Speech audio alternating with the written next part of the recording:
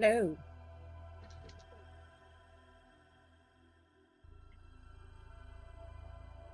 Hello.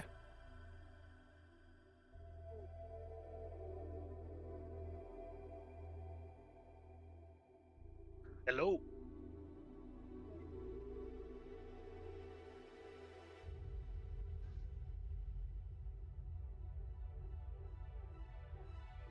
Hello there.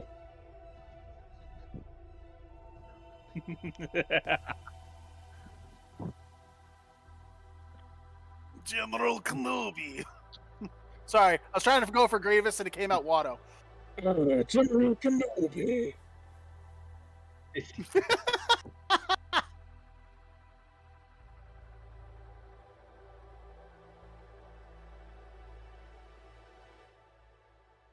Yep.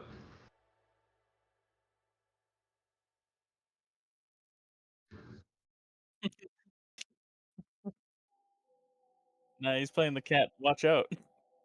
Yeah.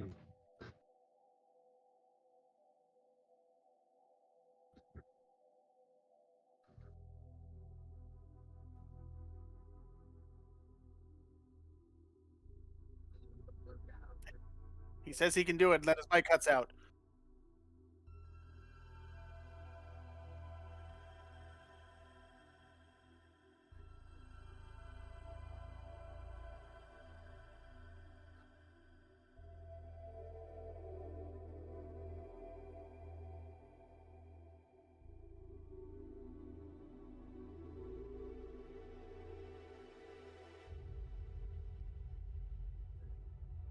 So, I hate to be that guy, but you still haven't updated the character cards.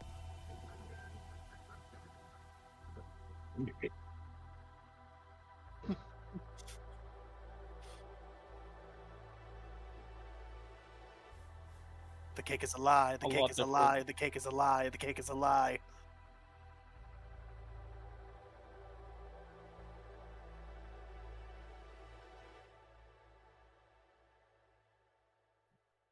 Alright, so you see, some things happened in the last episode of Esper Genesis, you know, as they usually do.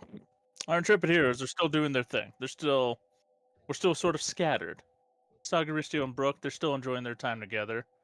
But, you know, he gets interrupted by Jackson. Jackson shows him this cool gun that he made. He says, "Oh, yeah, that's awesome. I'm kind of in the middle of something. Oh, that's no worries. Is she hot? You know it, son." And then Jackson goes off to go gallivanting. I don't know, maybe to shoot the gun. We don't know. But other than Jackson interrupting the sweet moment, then Sagaristio gets a call from his cousin. "Hey, cousin! We're gonna go bowling!" And then they decide to sort of fly around haphazardly on the planet Vol and get the cops after them. And Sagaristio just ignores them. Elsewhere at Elsewheresville, Argus gets rudely woken up by a bunch of Dendis, I believe? Yes, sir. The short people. Yes. He gets attacked by the Oompa Loompas. They tried sneaking up on him. They failed. They tried putting him in a headlock for reasons unknown. They failed. And he had to fight them all off to prevent both him and Tana from getting captured. Because Tana has been... A bad girl.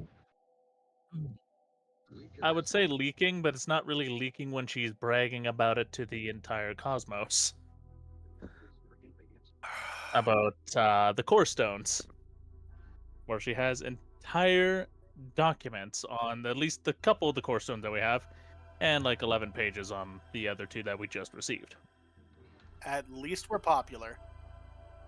Ah, yes. Yes. Perfect. Who needs anonymity when you could just be the most popular people in the universe with the most powerful items ever conceived? Right. Okay. It's okay. I won't let the fame go to my head. Mm. No, you will just collect royalties instead. Wow. Actually, buddy. Yay, money. But after beating up the Oompa Loompas, we move over to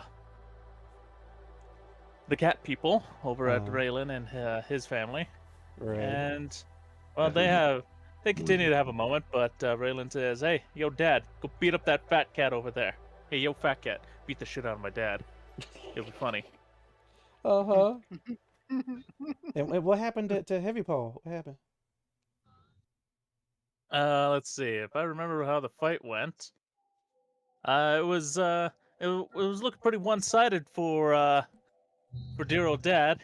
He was Right. getting his ass kicked, and then he started coming back out just a swinging. If I Mm, remember correctly, it ended with, I don't want to say a draw because there was a winner, but no one died. right.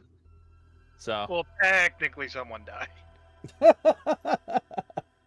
I mean, if we're calling pride a death, then yes, yeah, I guess someone's pride died. Heavy Paw had to be revived. Yeah, we would have had to revive him, didn't we? He got It was unalive for a moment, and then we just sort of CPR'd him back to life. We all know it was from shame. Yes. Yeah, so a weapon of any conceitment can't kill him, but you attack his pride. 1d4 damage to his pride. Emotional damage.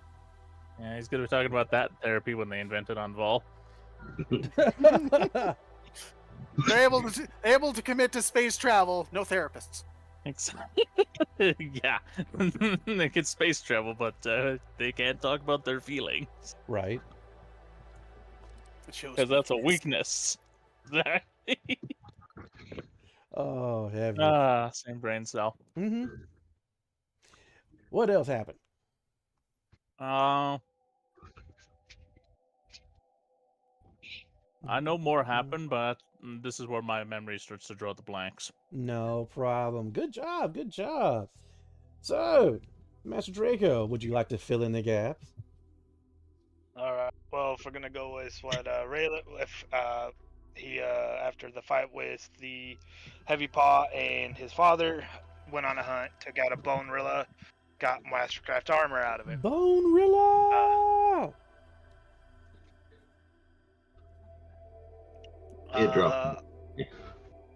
Archer got after getting a call from Argus, said, "Hey, the situation happened because a bunch of little guys tried to fuck me up. I'll meet you at the ship." Archer said, "Cool."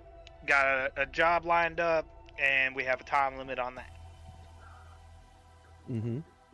Also, a situation with Argus, dreamscaping, with Jill. Yeah.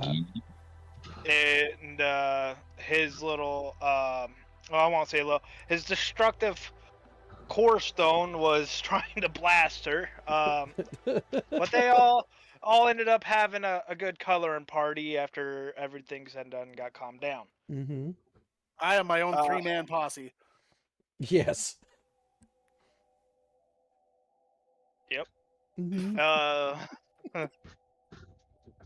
And then we have Aura. She was just watching horror flicks, terror horror flicks, the older ones, while Remus was trying to fight invisible foes to keep him occupied because some duke tried to court. There's a lot of ways I wanted to say that, but we'll keep it PG. Court Aura. Uh-huh. We all know none of us are mature. Come on with it. Yeah. All right. Breed. What? I said breed. Oh, yeah. And Remus was going to take off to go take on said Duke, but that didn't happen because of the invisible foe situation. They went back to snacking and enjoying their night of relaxation and not dealing with a bunch of drama like everyone else is going through. You're welcome. I think that pretty much covered. Everyone is at the point of convening either to the ship. I think there's only a couple things left to do, and we're about to head out on the job. Okay. Yeah, the only things that I can think of is Archer and his wife talking while doing mission prep and that kind of stuff. Mm-hmm. The only other thing that I could think of was Tana, after I impatiently left her ass to go and sleep. She left me a present in my room with Argy on it, and I didn't open it. I went straight to sleep. Yes. Yeah. Okay. Yeah, that about covers 90% of it. Mo- Remember, people in the audience, if you remember things that we forgot, put it in the chat box. Definitely. But with that, let's go ahead and get into tonight's session of Esper Genesis. Tonto, Draco, and Alloy, you guys are going to start off with Alloy. 2 inspiration. All right, everyone else is going to be starting off with 1. And with some, Okay, who's got the background noise going? We're picking up the TV noise pretty bad. this is true. First, I also, blame the typhoon. special thanks out to Steve and Alicia for letting me know that my audio was not coming up on the live stream when we started. Yeah, we sometimes miss that on our side because we're going through Discord, so we don't Yeah. hear him on the live stream. Exactly. So they was like, we can't hear you, right? And so I'm like, what are you talking about? I looked at the audio meters, and it was just dead on my side. I was like, oh god. Oh well, it is fixed now, so we are definitely going to go ahead and get started. And we are going to get started with Princess, High Priestess, Aura. You available? Indeed, I am. Most definitely. It is morning. Okay. So seriously, who has the TV going on in the back? Because I heard cougars. Hey, Mhm. Okay. So it's not me, strangely enough. All right, let's see who lights up for ambient noise. 33% off October 13th through the 15th. Yeah, I tied you. All right. But Just right under the bus. hey, it's gonna be all right. I mean, trust me. In any given moment, these dogs of mine are gonna start barking. They're all upset with me because they got washed today. So I don't know why they do not like being washed. But either way, like I said, Princess Aura, you have awoken to another beautiful day on Vol. As soon as you begin to stir and your eyes begin to open, the sensors within the room detect that and slowly begin to retract the blinds to slowly allow the light to flow into the room and rise at a very steady level. Strangely enough, you do notice that your bondservant, your friend, your ride or die cash, Ori, is strangely enough not in the bed with you. Though, across the room, still on guard, is your Sentinel, Remus. Did you sleep at all? And with that, as soon as you say those words, he kind of like snaps up. No, not at all. How was your sleep? It was fine. Do you know where Ori is? She had to take a communication. She is in the adjourning room. Shall I summon her for you? Nah, I was getting up. And with that, he goes ahead and he turns around to give you a bit of privacy.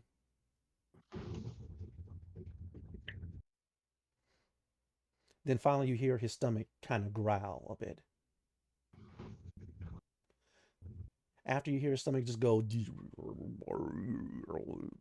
the door slides open. Ori comes in and she goes, Your Grace, It seems as if the Council of Alphas here, they desire the presence of the princess, or the high priestess, or your brand.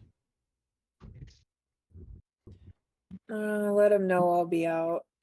Maybe we should have a quick little breakfast snack before we meet them, though. Yes, I was thinking the exact same thing here, Grace. And with that, she immediately hops her little self over to the kitchen area and begins whipping you up something. As soon as the smells of breakfast begin to waft over, Remus smells it and his stomach gets even louder.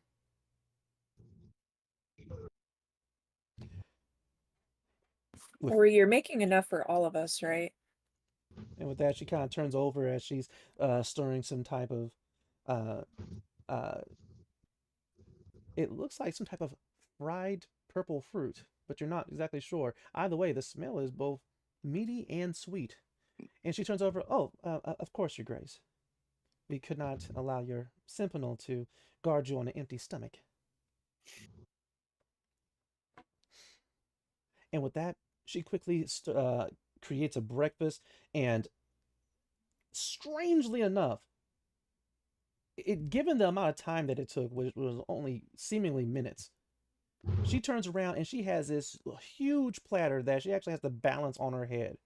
This thing is about twice the width of she is. And I mean, she has plates and platters and fruits and meats and whatnot galore. With that, she puts it right there at the foot of your bed. She goes ahead, takes a plate, gives it over to the Sentinel, takes hers, and they both bow before you. Please, Your Grace, you're going to need your strength.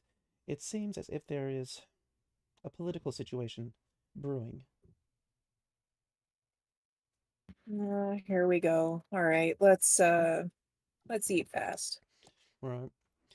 With that, after you take your first bite, they go ahead and take theirs, and you guys quickly consume your breakfast, get cleaned up, and Ori shows up with the ridiculously ornate, beautiful headdress and armor and gown that belongs to the high priestess of the Kesh. It actually does take another set of hands to put it all on. But within moments, that is done, and the three of you begin to make your way to see the Circle of Alphas. Along the way, though, Ori does remind you that there was a communique that came from Captain Archer. And it seems as if the crew is actually ready to go a bit. Oh, so they're waiting on us? Yeah. Right now, you, Ori, and Remus are heading towards the hover shuttle bay, and eventually you're going to have to tell this guy where you want to go. Are you going to go see the Circle of Alphas, as well as your father, or are you going to go to the spaceport and the astral horizon? Ori lifts up your communicator and it says from Captain Archer, liftoff ASAP. Ship down, unknown reason. We are to recover and research the crash. No later than 22 hours. And that was sent about 10 hours ago. I'm going to use my communicator to call my dad. All right. With that, you go ahead, send the communique. Boo, boo, boo, boo. Daughter. Do you need me to talk to the Circle of Alphas, or do you got that?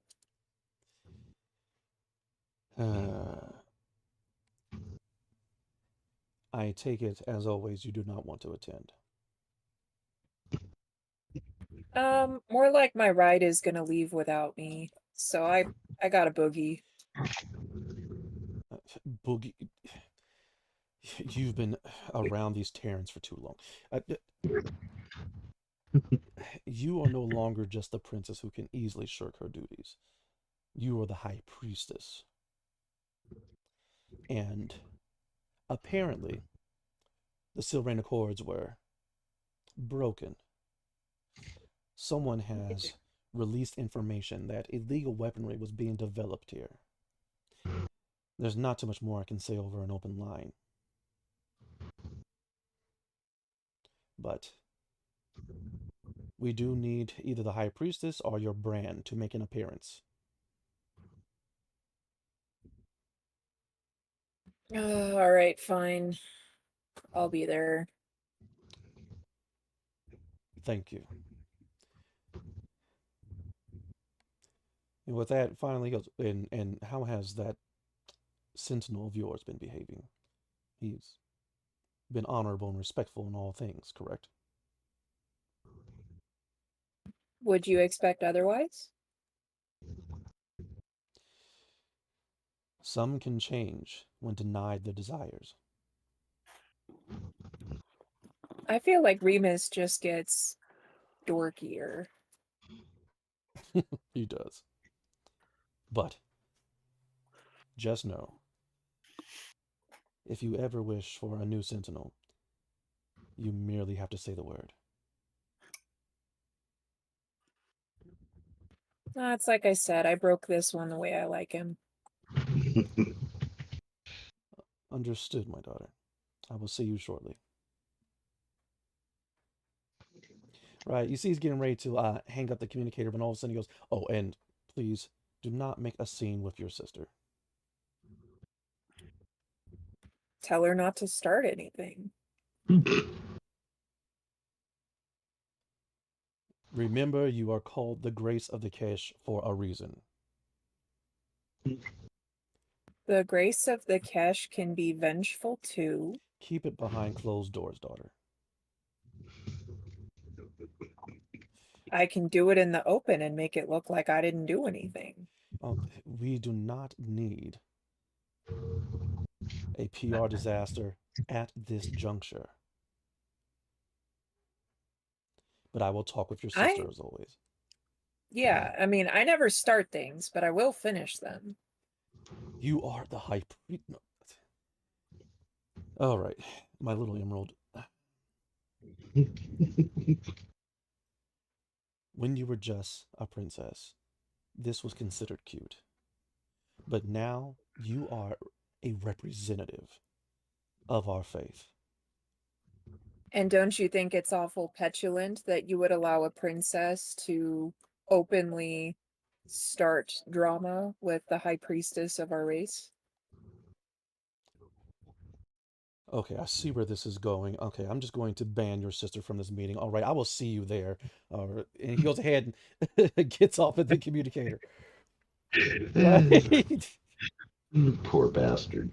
And after he gets off the communicator, you see Ori smiling as she's putting it away. And with that, your Sentinel Remus, he's there, of course, in full golden armor. I will deny nothing. I am fine. I am present. I am the Sentinel. And with that, he goes ahead and marches over, opens up the door to the shuttle to allow you in. And with that, the three of you begin to head towards the council hall. On the way, I'm going to send a communication to the team. Got to make an appearance at a meeting. I'll try to keep it under 2 hours. Nice. You send that communique out to the rest of your crew. And with that, we're actually going to go back to the spaceport. To right outside of your guys' spaceship, the Astral Horizon. There's a flash of green energy, and then all the heads turn. And Volna, other species, are all looking at Rylan Bravestride. With his beautiful phase beast at his side, adorned with the Chief Kong armor of the Volna. Jaws are dropping. Eyes are bulging. As both he and his phase beast companion are making their slow motion walk towards the Astral Horizon. while off in the distance, Brave Stride, your father, is desperately trying to make last-minute repairs of their ship so that they can take off before you to hopefully track down that white core stone. But Brave Stride, tell me, as you approach the astral horizon, how are you feeling? What are you thinking? I didn't realize this was where we were placing me, so they kind of shot. Well, I'm feeling good. I mean, a little something about my last hunt. He is disappointed. Definitely. But even though the last hunt was a disappointment, you do know that there are other dangers, other creatures, other challenges to be faced out there in the great unknown.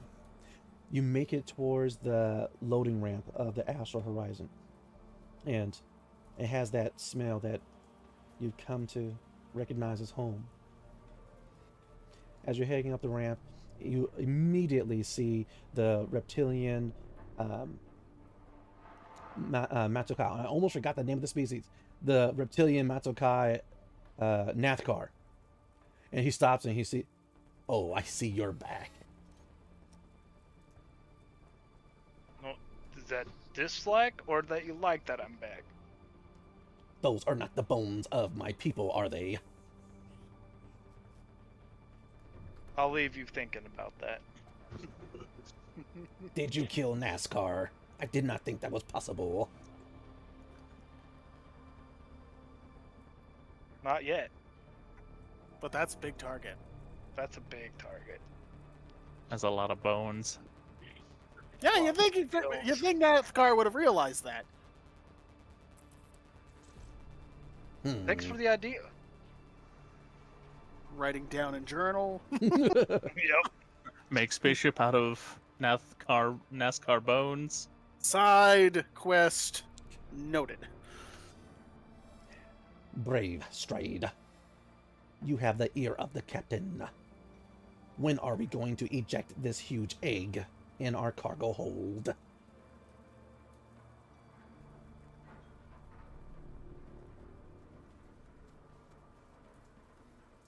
I'm not its keeper. Yeah. Then what good are you? And with that, NASCAR goes ahead and stomps off. All about power for him. Power to this, power to that. Right. But as you're entering the But you give him one vaccination and he loses his goddamn mind. You're actually passing by the door of the Ashen Forge, Argus. Argus, you are awake, you are clean, you are... I'm not even sure, honestly, if the Ashen Forge sleep, but either way, you're up. Tell me, what are It's you not doing? stated that we don't, so I assume I do actually sleep. But I'm literally sitting there, like, hands folded under my chin, just staring at the box that my little friend has left me. Ah, yes, Tana. Yeah? Is everything all right, sir? I don't know if I should open this. It's a beautiful it from? pink container that says Argy in glowing holographic Guess. letters. Take one guess. It's probably a glitter bomb. That's what I'm afraid of. Some Ah. sort of IED. I'm gonna sit next to him and also be sitting in the same position, staring at the bomb. Notice anything different? What do your keen eyes see, sir? Let me. I'll roll on this. I'll do a perception check. Oh, I'm doing it too. Okay. Go ahead and give me a perception check. What? Why do you guys I'm just think it's something explosive? It's Tana. If it's not explosive, it's something totally inappropriate. Okay, I see a It's very 7. pink. It's very pink. All right, I see a 7 from Brave Stride. Argus, are you going to go ahead and roll your perception? And a nat 1. Yay! I'm so distrusting of it, I still don't want to open it. It's all right. I mean, so far, it just seems like your typical transporting container. It's small. It's about a foot by a cider. But yeah. What could the harm be? It's a gift from Tana. Why don't we open it in her room? What a wonderful idea, Brave Stride. So, yeah, I'm going to pick up the box. Okay. I'm going to start lugging it into Tana's room. Awesome. So you go ahead and you pick up the box, and as soon as you do, it goes beep, click. Brave Stride, run. Do you run, Brave Stride? Slow motion dive out the door. Thank you for reminding me. We gotta play Monster Hunter again. Get those iframes, man. Get the iframes. All right, and so as soon as you pick it up, it goes beep beep click. Immediately, Brave Stride goes diving for cover. All right, he dives right out the door and scurries around the bin. Yeah, I'm gonna do like the hero cover where I like wrap myself around it so if it blows up, I'm the only one taking it. Right. Oh, Argus! All right. And so Argus goes ahead and wraps himself around it. He's like, "Get away!" And with that, the top finally pops off. There's a flash of pink light. Glitter explodes everywhere. And now a very sparkling, glittery Argus. You're there with the remaining walls of this box that kind of fall open. And inside is a Sorium tissue regenerator for Ashen Forged.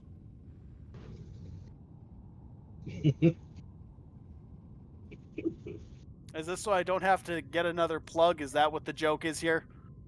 That's the gift that she gave you. You can plug yourself with yourself.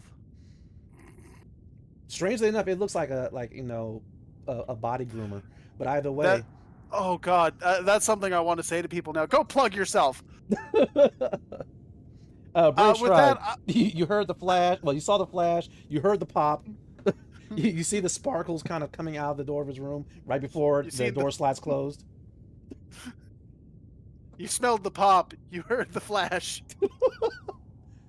Yes, because of shrooms. But anyway, Brave Stride, do And you go that- back into the room or do you leave him to his fate? I just message him. Hope everything's okay, Sergeant Sparkles. Motherfucker. So with that, I'm just gonna stand up slowly. I'm going to pick up the trinket. I'm gonna put it on my desk. Mm-hmm. But I'm heading immediately to Tana's room. Okay. And so the door slides open. Immediately to your left, you see Brave Stride with his communicator. All right, because he just sent you the message. All right. Do you guys together go over to Tana's room? No, Yeah. I'm not even making eye contact with him. That's okay. I'm totally taking all this in now. Are you recording? You know what? If there's vengeance to be had, yes. Okay. You go ahead and lift up your communicator and start following him. He goes immediately towards Tana's room. Are you just going to open the door? Are you going to knock? What are you going to do? Oh, I'm just gonna open the door. All right. Reaching! I kind of picture that like early scene in the first episode where I was like, "Oh, that's an airlock. It seems to be stuck." Nope. Oh, yeah. And so with that, Just reef the door open. yeah, the door doesn't even get a chance to open all the way before you slip your fingers in there and just like shove it open. All right. And with that, she goes, "Ah, you got my Why do you look mad, Argy? Oh my God. And she reaches over, she grabs a sheet and she pulls it over her little dentist body. She goes, so you don't like the Sorium tissue regenerator? You said she covered herself in the sheet, right? Yes. I'm going to finish with that notion. I'm going to turn her into a small little gyoza. And then carry her towards a locker and stuff her in it. Right, and she is just sitting here just fighting the entire bit of the way. This will be an opposed strength test. So the no penalties because it's not a saving throw, it's just the test, right? Yeah. All right. And with that, Tana has a 17 and she is fighting you off to keep from being wrapped in her own sheet. That's embarrassing. We will see. We all know that Avery does not like him. Oh, It's true. You know what? Yeah. I think a hero point's worth it right now. Oh, very good. Go ahead, use your inspiration. Go ahead and re-roll. Oh, and with a 20, even though she manages to get her arm out and get her head out. This is how you show your gratitude, all right? Do you know how many action points would have Just stuff her back in like. Right, and so you go stomping out of her room, find a locker, toss her in there. Actually, I'm gonna find a nice enough sized shipping container or something. Just enough so she has enough room to flail in there but not get out. Got you. And so you go down to the cargo bay, and that's when you realize it's going to be a tight squeeze. All right, going around Cynthia's egg that is taking up 95% of the cargo bay right now. Wonderful. I'm gonna drop her in there and I'm gonna sit on top of the box. Okay. As you're doing this, you do realize that Bravestri has been following you the whole time with his communicator recording this. There will be no words, only a stare, dead ass, and straight into his eyes. I just nod. I understand. And keeps recording. Exactly. Okay. With that, we're gonna cut over to the bridge. Captain Archer. All right. The Astral Horizon is ready to go. You have your first mate and wife, Jane. She's over in effectively the co-pilot seat. And the door slides open to the bridge, and you do see Jill. She's there with her onesie pajama on. It's still the Volna one, but this is the white one with the black stripes. Okay. All right. She comes in and she actually has her Argus plushie toy with her. And Free, or her Kesh companion, effectively, is he's coming in right behind her. Strangely matching. But either way, she comes in and she's like still rubbing the sleep out of her eyes. And even though right now, Archer, you're like going over several holographic screens, making sure all systems are green. All systems are green. Sorium cells are fully charged. She doesn't even say anything. She just goes over to you, starts climbing, get into your lap, and just rests right there onto your chest and gets comfortable. Like this is the next place to sleep. Kind of pat her head and keep going with what I'm doing. Mm-hmm. You look over and Jane is looking over and she sees you and she kind of smiles, but she resumes her duties. All right, wow. Balo, aka Free, the somewhat liberated Kesh, she's kind of just stuck in there like, okay, don't know what to do now. Jane, we're gonna need that cargo bay cleared out.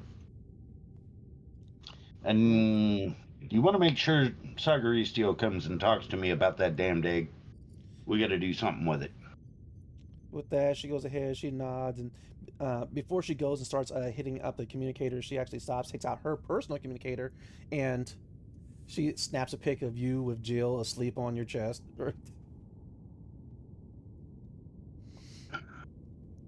But with that, she goes ahead and opens up a channel. Sagaristio! Yep. Yo, what do you want? What do you need? I don't have money. No problem. Broke, bitch. No, I have an air fryer if you want it. It's not mine, but I'll give it to you anyways. Let's room in this house. More space for stuff. Or get you guys and your air fryers and your e-bikes. But that's a different You're story. just jealous. Yes! Yes, I admit it. You're just jealous of our Super Saiyan swagger. And our electronics. A little bit, as a matter of fact. Don't worry. I'll catch up eventually. What will break first? Oh, but before we do continue, hey Jason, how's it going? All right, glad you're here to catch it. All right, we will talk about it later. All right, hit me up on Messenger. About breaking your spirit, or? Oh no. Because that's easy. I'm gonna send him after you guys to take your air fryers. All right, Okay. so I'm fine with that. there we go. But Sagaristio, you and Brooke are clean, very clean, and dressed. But as she is getting the last of her things together, as a beautiful morning dawns, you have received a message from the Vol Police Department. They are asking if you would like to accept a collect call from your cousin. You know what? We'll humor them. I'll say, yeah, I'll take it. Okay. And so you go ahead and you hit accept. You realize it's a 20 cubal fee. Meh. Okay. Go ahead, subtract. Wait, man as in no, or man as in you're going to pay it? Can I get them? Can I get my cousin to pay it? No. Okay, I'll pay it. And then I'll just rattle them down later. Okay. And so you go ahead, mark it on your character sheet, however you want to do it. All right, and finally it connects. And what took you so long to answer? All right, do you know how long I've been? These are some rough cats. I mean, Vona, rough Vona. All right, back up. Oh, I know. I fought alongside them to save their planet. Oh. In fact, I've been traveling one for weeks now. All right, listen. Look, Sog, get me out of here, man. All right, I came to visit you. All right, I came to pick you up. All right, listen. Just come get me. All right, post bail. All right, listen, I'll pay you back. You know I'm good for it. Wait, pick me up, pup. Does this have anything to do with the communication that I received to get called back to Rathia? Maybe. Why you say it like that? Because I got a communication that they're wanting me back. Your family, of course. We always want you back. Come bail me, man. Come bail me, all right? Look, I don't know what I've done to piss off these cats. Oh, I mean, Vona. Okay, but they're looking evil, man. They still have claws. They don't declaw them when they're in the jail. All right, that doesn't make any sense. It's like they're a living weapon. All right, they're looking at me like food. You are. No. See, they don't declaw them, and you don't have to worry about being beat up in there, because they'll probably just toss you in the arena if they feel like it. That's how they settle their differences. So honestly, you're probably rather safe until you're not. They're calling me Rarita. What's Rarita? What does Rarita mean? Not sure. I'm gonna send this over to Raylan and ask him what's Rarita mean. What? Okay. Where? It means an inferior to mate with. All right, he goes. Look, in your terms, he's a bitch. Okay. So, cousin, listen, man. Post the bail. All right, get me out of here. Okay. I don't know what Roger mean, but I don't like the way they look at me when they say it. All right. Hey, don't touch me. Why would you need to know this? Who's calling you that? I'll just send him a message like, cousin's in jail. He's being called a Rarita. Wait, on Val? Yes. Do you need help? He wants me post bail, so I'll go bail him out. But kind of funny. It's not funny, man. Or who are you talking to? I'm talking to one of the Valna that I know, Brave Stride. He's currently the alpha of the first hunt, which are the big head honchos of the planet. I don't know what any of that means. All right, look, can he get me out? All right, I'll put it in simple terms. So you know our name, Sartori. Yeah. Big thing on Rathia. Yeah. Yeah, it's like that for him. Oh, so he can get me out. Oh no, he can. Okay, well, tell him to get We me out. both can. Awesome. Get me out. Give me. Wait. Okay, I didn't hear everything about Roger. What does it mean?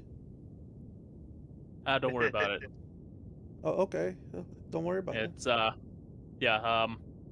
basically what it means is that you're perceived as a threat. Oh, and they want to beat you up.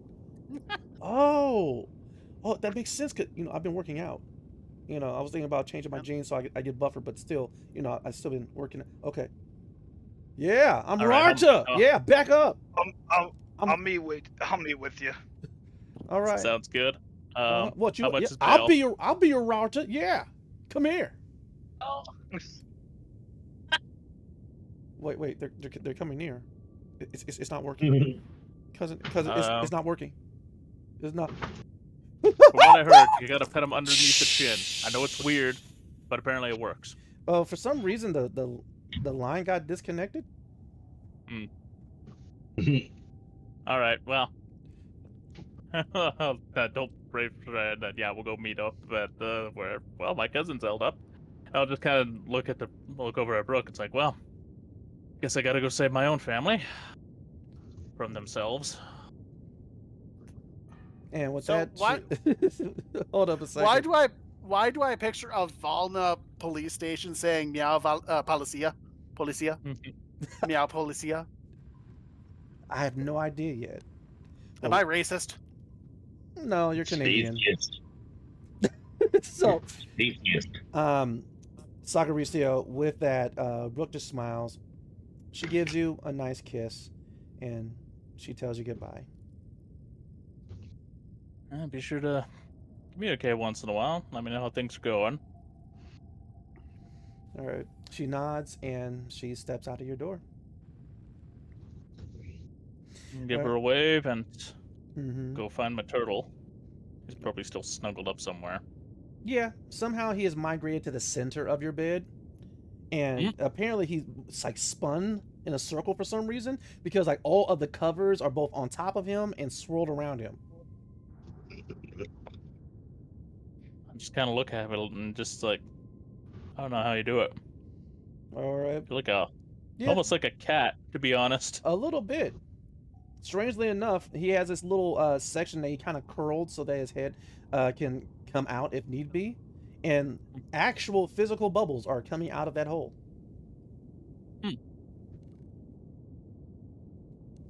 I don't want to disturb him, but at the same time, we kind of need to get going. So, Mm-hmm.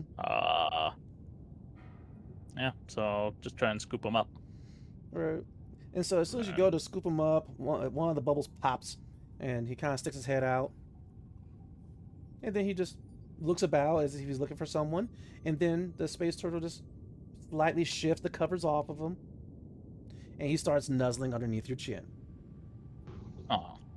Oh, he can rest on my shoulder while we head on out. We'll go meet up with Brave Stride. He's a pretty big turtle. He's more of a backpack than than a parrot.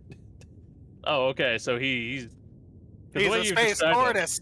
Yeah. Yeah, like the Yeah, way you I'm- described him, I imagine like Gamera when in the movie where he turned into a small turtle and he's floating around. Like 6 inches wide at most. Yeah. Well, remember, he was big enough to have Jill like sit crisscross applesauce on the top of his shell. So he's not a small turtle, unfortunately. All depends right. on his float capabilities. I mean, if his levitation game's strong enough, it wouldn't matter how big she is. Yeah, but he can just like put his flippers effectively over your shoulders, and you can wear them like a backpack. All right. Well, yeah, we can do that. So. Mm-hmm.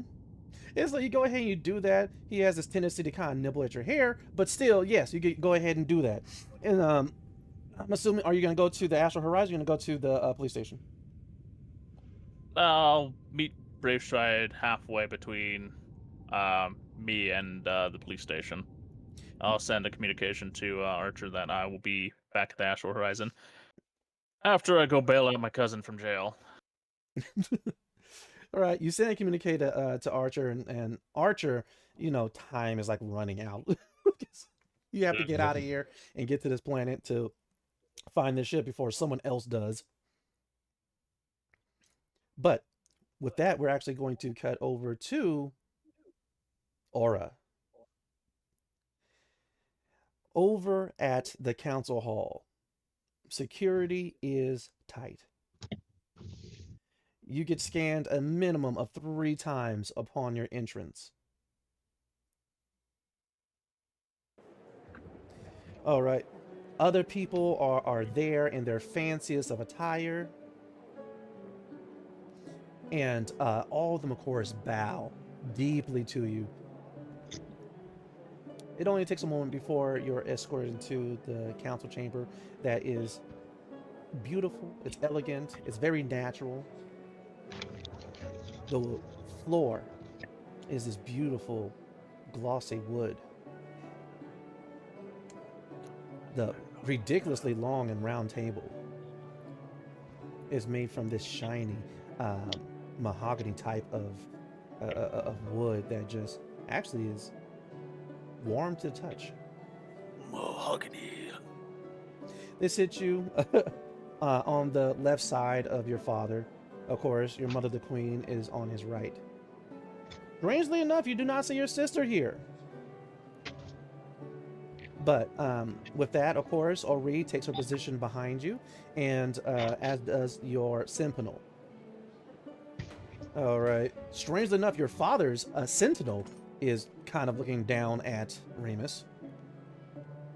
But Remus lets it slide.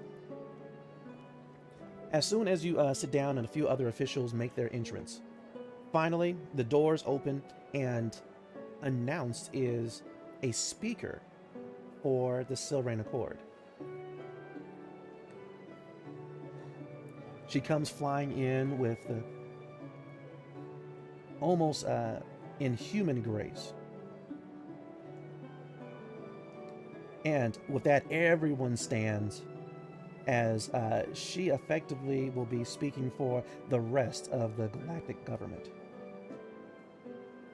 Her skin is a beautiful blue.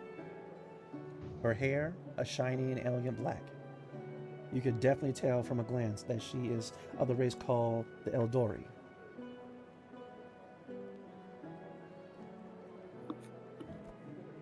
With that, she curtsies, she bows, and she stands in the center of the room.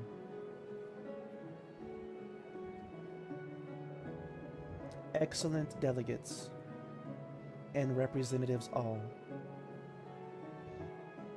I have come to find the answers to a very simple question. What gave the Volna the right to research, manufacture, and begin to produce surface-to-space weaponry?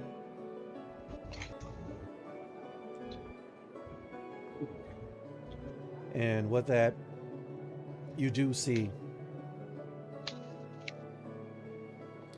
the Chief Alpha stand, and he says, I gave the approval. We were being attacked from space by the Lorendi that you did absolutely nothing about. It was necessary in a time of war. And with that, she simply, slowly looks over to him. Respectfully, you are no longer at war. And thus, the weaponry is no longer needed. Your claim to have right to research, develop, and manufacture said weaponry is no longer valid. And with that, he just slams his fist onto the table.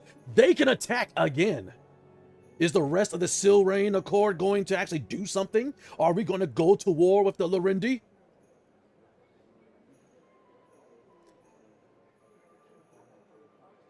We are not. An envoy has been sent.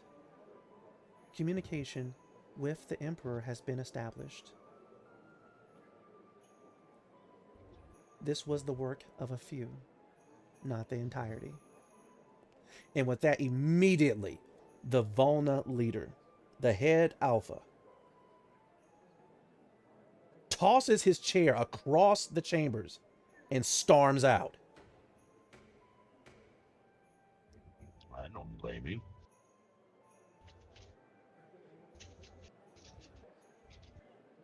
With that, she turns over. High Priestess Aura. A pleasure to see you well. Same to you. It has been brought to my attention that a dentist, associate of yours, was responsible for the research and creation of the schematics for the the surface to space weaponry. Is this correct? I just have one follow-up question. Please, ask. Were rhinestones and or glitter incorporated in the design? With that, she gestures and brings up the schematics.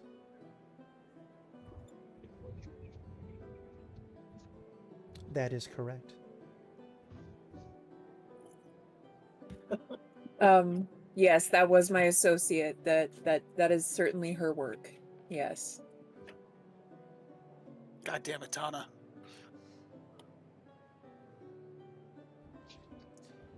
High Priestess, whether you were aware or ignorant, it was against the Accords to provide surface to space weaponry to the Volna.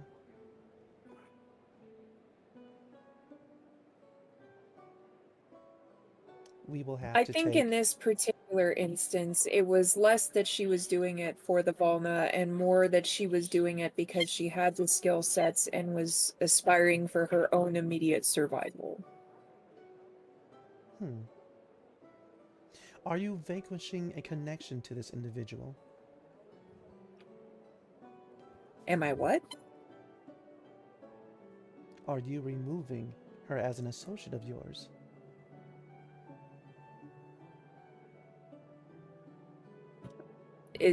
Is my affiliation with this individual relevant to the immediate matter at hand? And with that, the Eldori glides onto the table and slowly slides to the center. Who will I be taking into custody, High Priestess? Who will answer for this crime? Who will answer for your negligence? Because obviously the people of Val have already paid that price. With that, your father, Aura, he stands up. None will be taken into custody today. This is merely a hearing. And with that, the Eldori, she spins. King of the Kesh, it is an honor.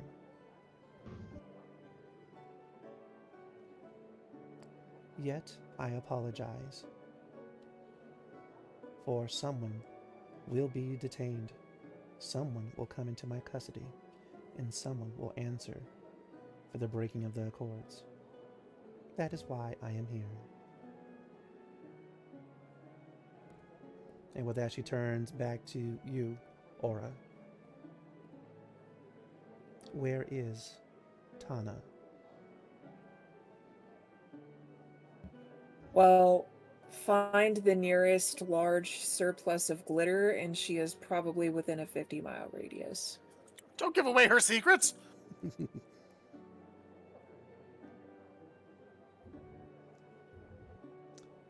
I see that was an attempt at levity. Ahaha. High Priestess. You have 24 hours to produce Tana, or you shall answer for your associate's crime. Thank you all. Your hospitality is appreciated. And with that, the Eldori And this farce of a hearing was not appreciated. And with that, she just glides off of the table and leaves the chamber. And with that, the rest of the Volna, they go ahead and go into discussions.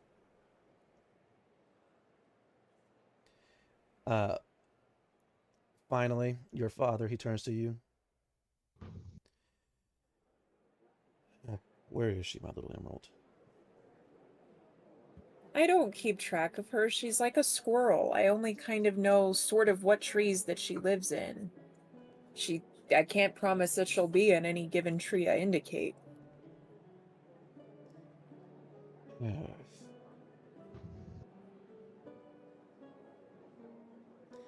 All right. Listen. Either you find her and give her over to me, I'll make sure she gets the best legal assistance, or you somehow get her off world. What's it gonna be?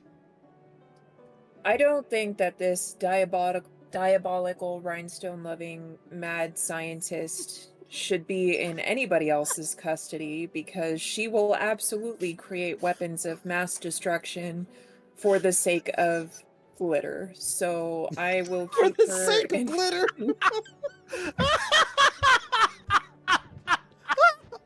You're not wrong though. I'm sorry. Go ahead. Go ahead.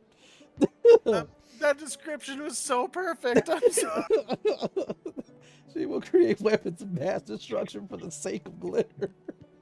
For the sake of glitter. It's I'm like sorry, if you but put it in front of her, she will find an excuse to use it. I'm sorry, but the rhinestone-focused mad scientist was the part that really made me laugh. Okay. But I will get her off of this planet within the next 24 hours for sure. Beep beep, we're waiting. Yeah. And with that, your father, he looks into your eyes, and you feel that he wants to talk to you telepathically. And immediately, he just asks you, "Where are you going?" Don't know. Fuck. That is a great question. I just trust the captain and keep moving. Well, I can't stop you. I never could. But I want you to be safe. All right? Even though he's special and broken, I can trust that he will protect you. Oh, that actually reminds me. I was contacted by some sort of explorer who was hoping to exploit my, how should I phrase this? Access to royal funds for the sake of his expeditions. The Duke? Would you mind? He contacted you directly. Yes. I blocked him on my communicator. Wait, you said he wanted to exploit your... Oh. Okay. Oh, I have some words for him. Oh, listen.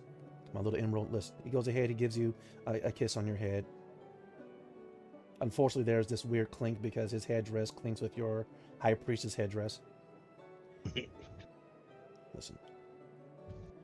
He tells you telepathically, listen, you get out of here, you have a good time, you stay safe. But you keep in contact. You hear me? Sure. I mean, do you just want to know where I am, or do you want souvenirs too? Your mother said I can't get any more souvenirs because they're taking up too much room. But yes, If I want I to just know where send you are. them to you, she can't stop me. The woman has her fingers in everything. I don't understand how she does this. But that's not the point. Listen, stay safe and do your father a favor. No more interplanetary wars, okay? I didn't start this one. I know you did. No, we're gonna graduate to bigger and better. Intergalactic. Hey, stay out of this. All right. And but with that, he goes ahead and he pretty much gives you like the mental equivalent to a forehead kiss. But he stands up. All the other people that came affiliated with the cache, they stand. And with that, he closes his eyes. High Priestess, your visage is upon me, as mine is upon you. And your father bows to you. Your mother kind of rolls her eyes. What's happening? I don't like it. Your mother rolls her eyes, but unfortunately she is honor bound to bow as well as do the rest of the cache. And Ori is kind of like juicing. She's like, "Ah, Your Grace, he is acknowledging you officially as king to be the high priestess amongst everybody."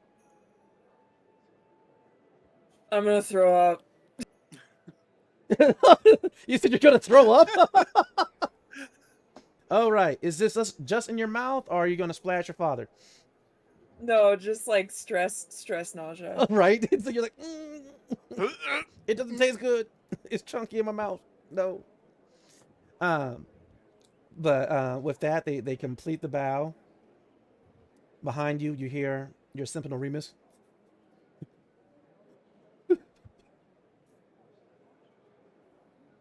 And like both you and Ori kind of slowly turn around to look at him.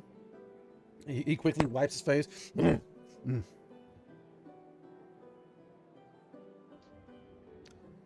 Your High Priestess, this way, please.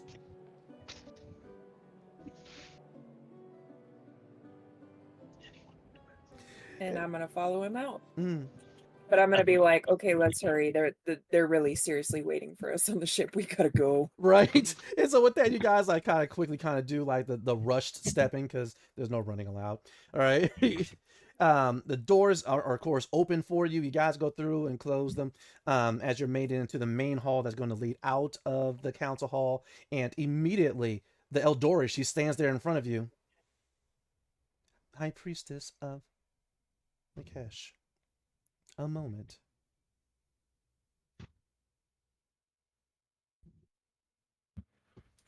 Okay, what can I help you with? According to my files, you are also the bearer of the Azure Core Stone. Is this correct? For legal reasons, I can never confirm anything. Smart. With that, her eyes glow, and then they fade back to normal. It is confirmed. Then why did you bother asking? I was curious as to your reply. If I may inquire, where are you going, High Priestess? I don't know.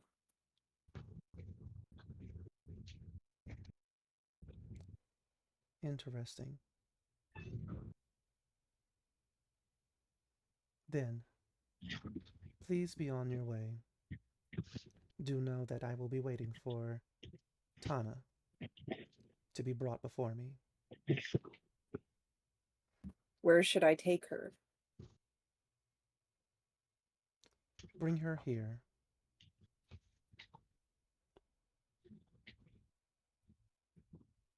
Do you have a preferred drop-off situation, or just bring her here?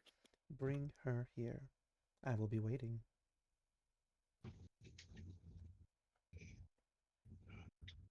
Noted. And I'm gonna just go.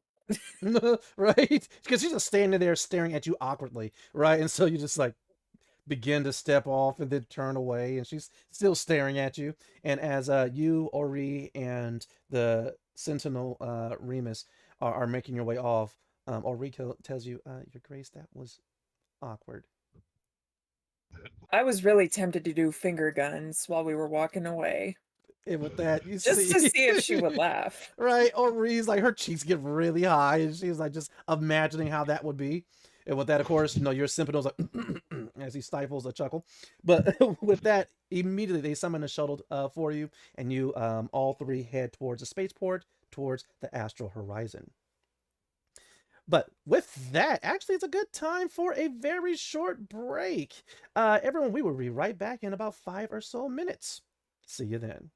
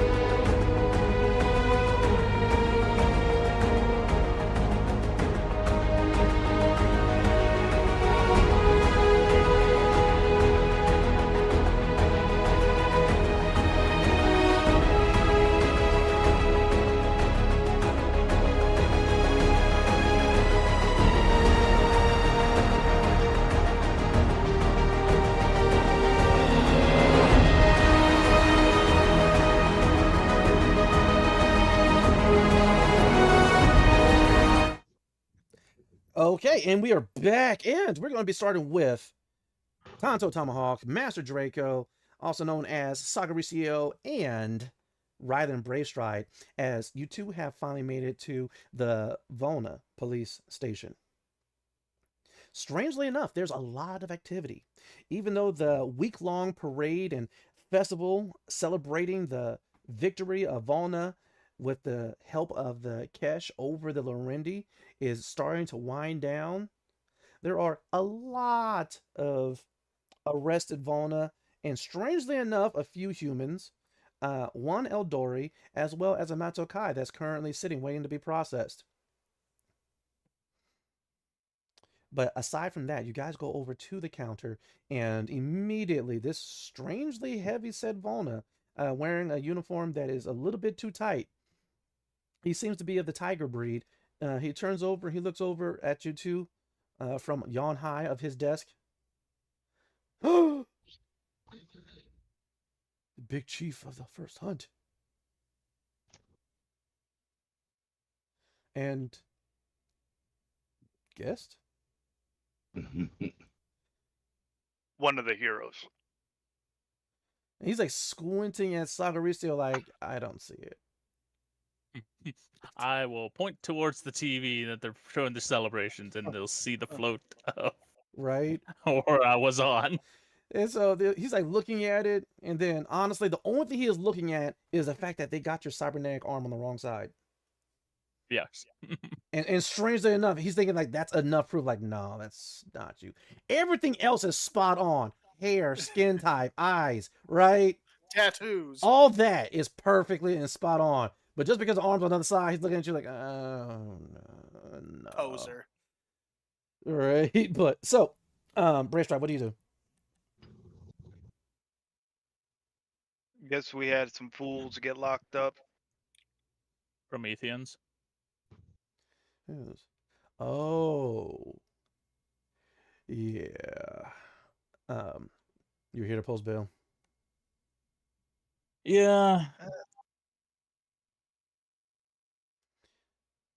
What's their bail set at? He led us on a chase for over an hour.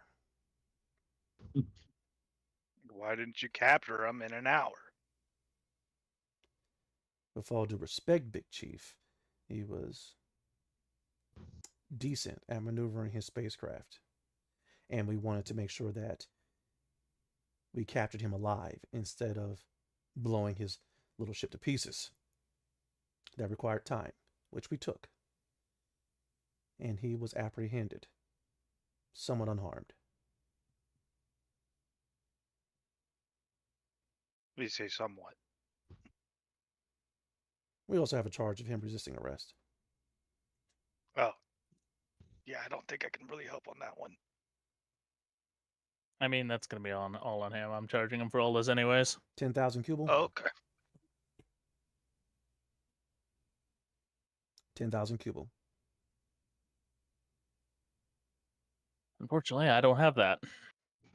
You have a good day, gentlemen. Big Chief of the Good Hunt. Next! Yeah. Wow. I can maybe come up with like a quarter of that right now. And how much did they say? I missed that part. 10,000. I got 5.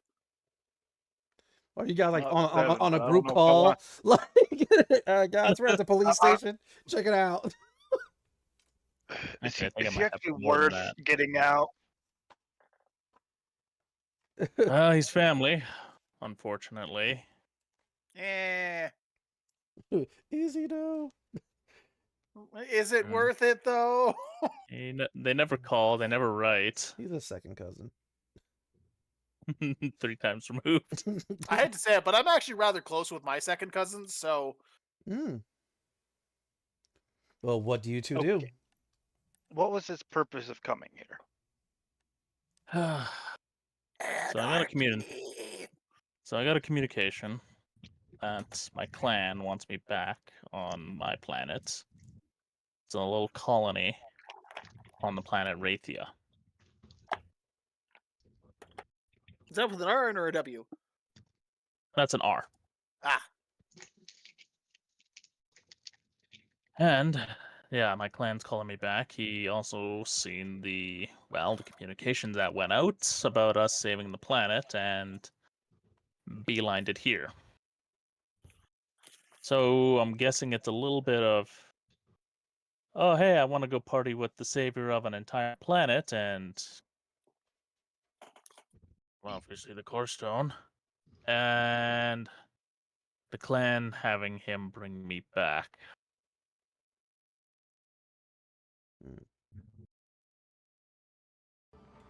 Okay, we'll use a. So How much do you think the ship's worth? Might have to use a bail bond agent. Use the ship for collateral. Yeah, we could do that. Where's the impound yard? And with that, he looks over across the city. Fun. Is that near the spaceport? No. Even better.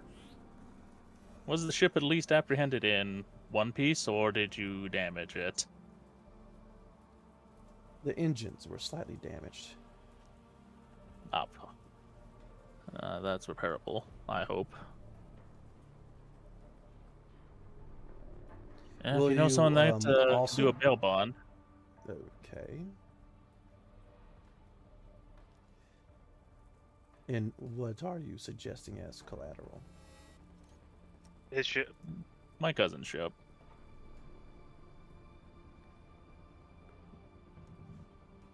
I mean, if I can give him these options, if you let us go see him real quick, see what he has to say.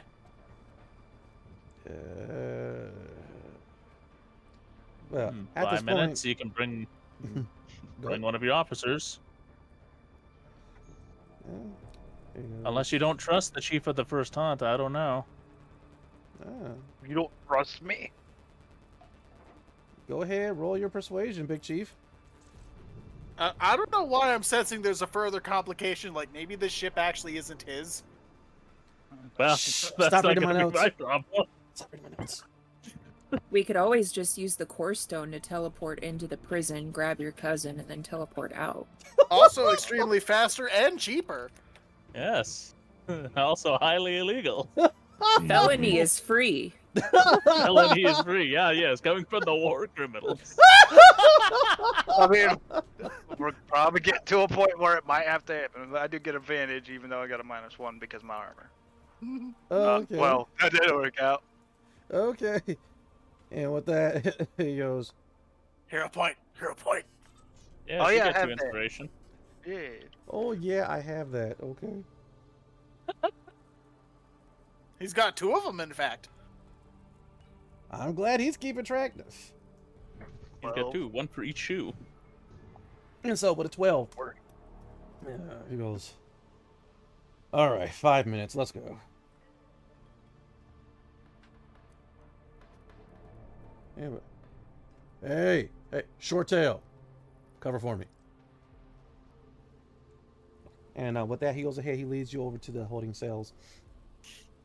And as soon as the door opens, it gets strangely quiet, like there was a lot of commotion. And then as soon as the door opens, everyone just like pretends like they're acting normal. Anyway, he leads you down the walkway, goes over to the bars in Forest Field by the sale. Sagaricio, your cousin looks roughed up. Clothes disheveled. Hey, officer, I thought you said he was unharmed. Seems like there was neglect here. He didn't look this worse when we brought him in. He must have tripped. Did he trip, guys? You know, he goes, did he trip, guys? And with that, all the other prisoners in the cell, they're like, yeah, he fell a few times. Yeah. Tripped on someone's claws? With that, they all look. They got clearly see your armor. Oh, Big Chief. We didn't know he was a friend of yours, Big Chief. And with that, they go over. They like get him off of his little chair, stand him up, pat him off. Fix his clothing. On the way I see it, this is gonna be a bigger case on this guy because he neglected one of the prisoners. Oh, that's a damn shame. Listen, he is perfectly fine. You feel fine? The Promethean cousin is like, no. You feel violated? He kind of like looks back over at the other Volna, and they're like shaking their head like, don't you say that. Look, I'm Big Chief here. If they want to stand against myself here, then we can deal with that. And I'm gonna kind of glare at them. Keep your pro mouth shut. But that they kind of like look away, like that, didn't see that spot on the ceiling before. With that, the cousin he just puts his hand on the force field. He's ready to go.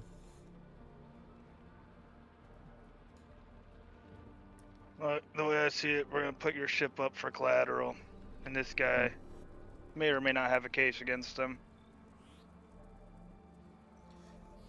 Big Chief, about that. It's his ship. He was flying in a no-fly zone. He resisted arrest. It's all recorded. Yeah, that's all recorded, but this... I'm pretty sure we have rules on how we're supposed to treat prisoners. Oh, you are. Actually, off-worlders are supposed to get better treatment than the regular Volna, since on the off chance that they leave, they can report it to the Silran Accords, and Volna will be even in more trouble. So, yeah.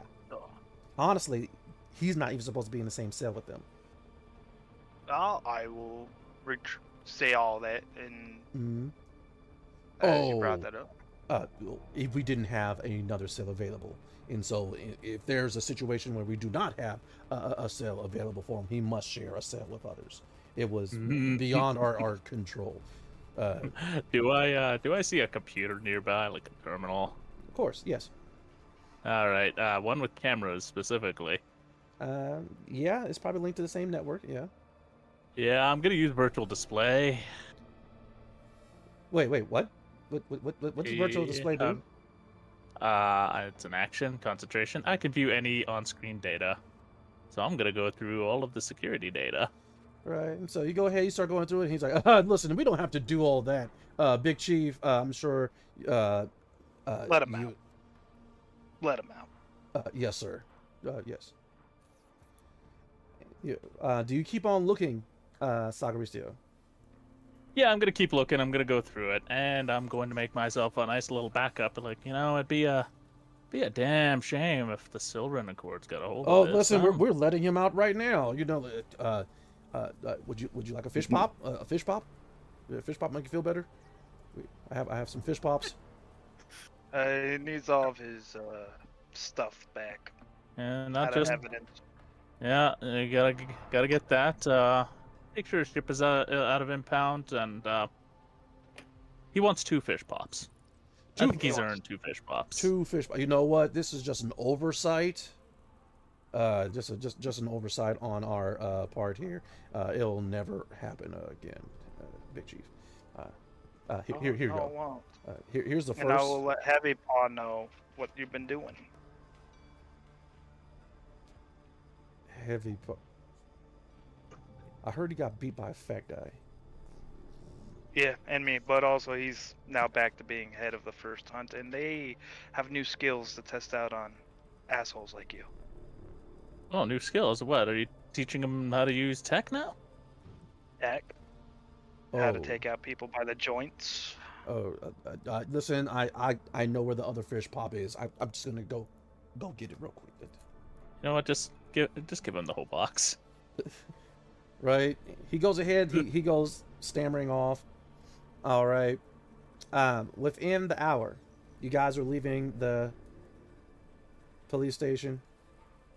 Box of fish pops.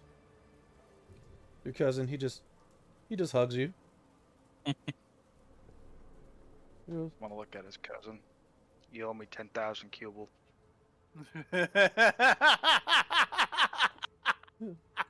I'm gonna hold you to that, cousin. Okay.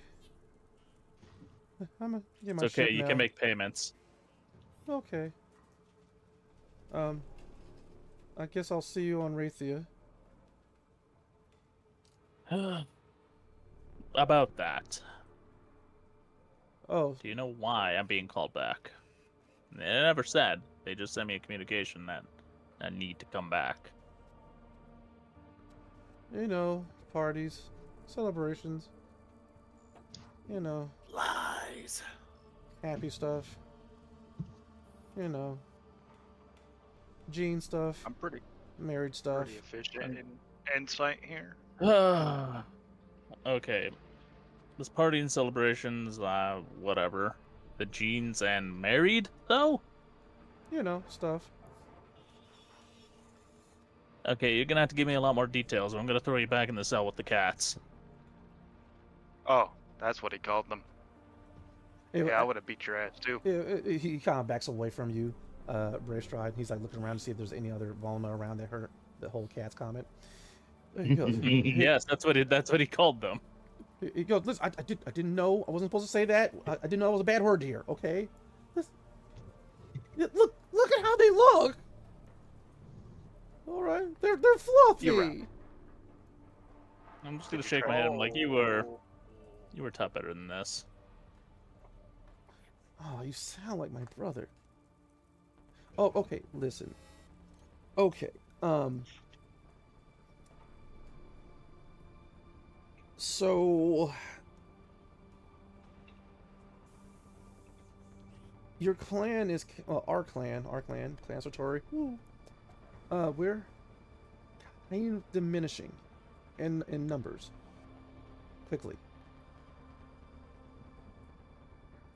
Yeah. All right.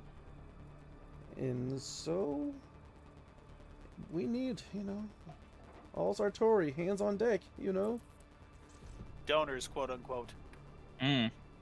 So I don't hear from my family for 10 years, and in about half of that time I lost my arm, which I didn't even get so much as a communication about from anyone on a feel well, get better soon.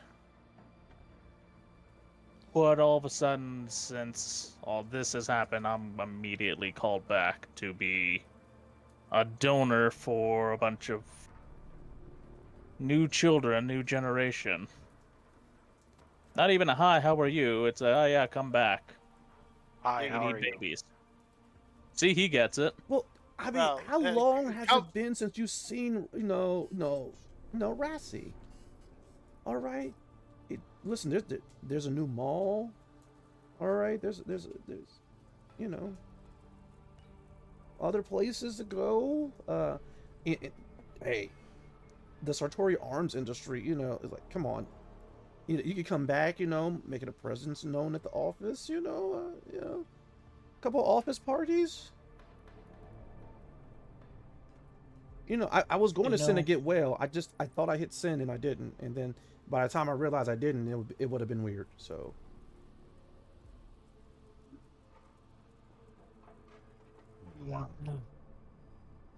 Listen, Want me to because put I him back in the appreciate you. cell? No, it's fine. Okay. I appreciate you coming out here, cuz, but if that's all they need me for, unfortunately, I can't give them what they're asking for.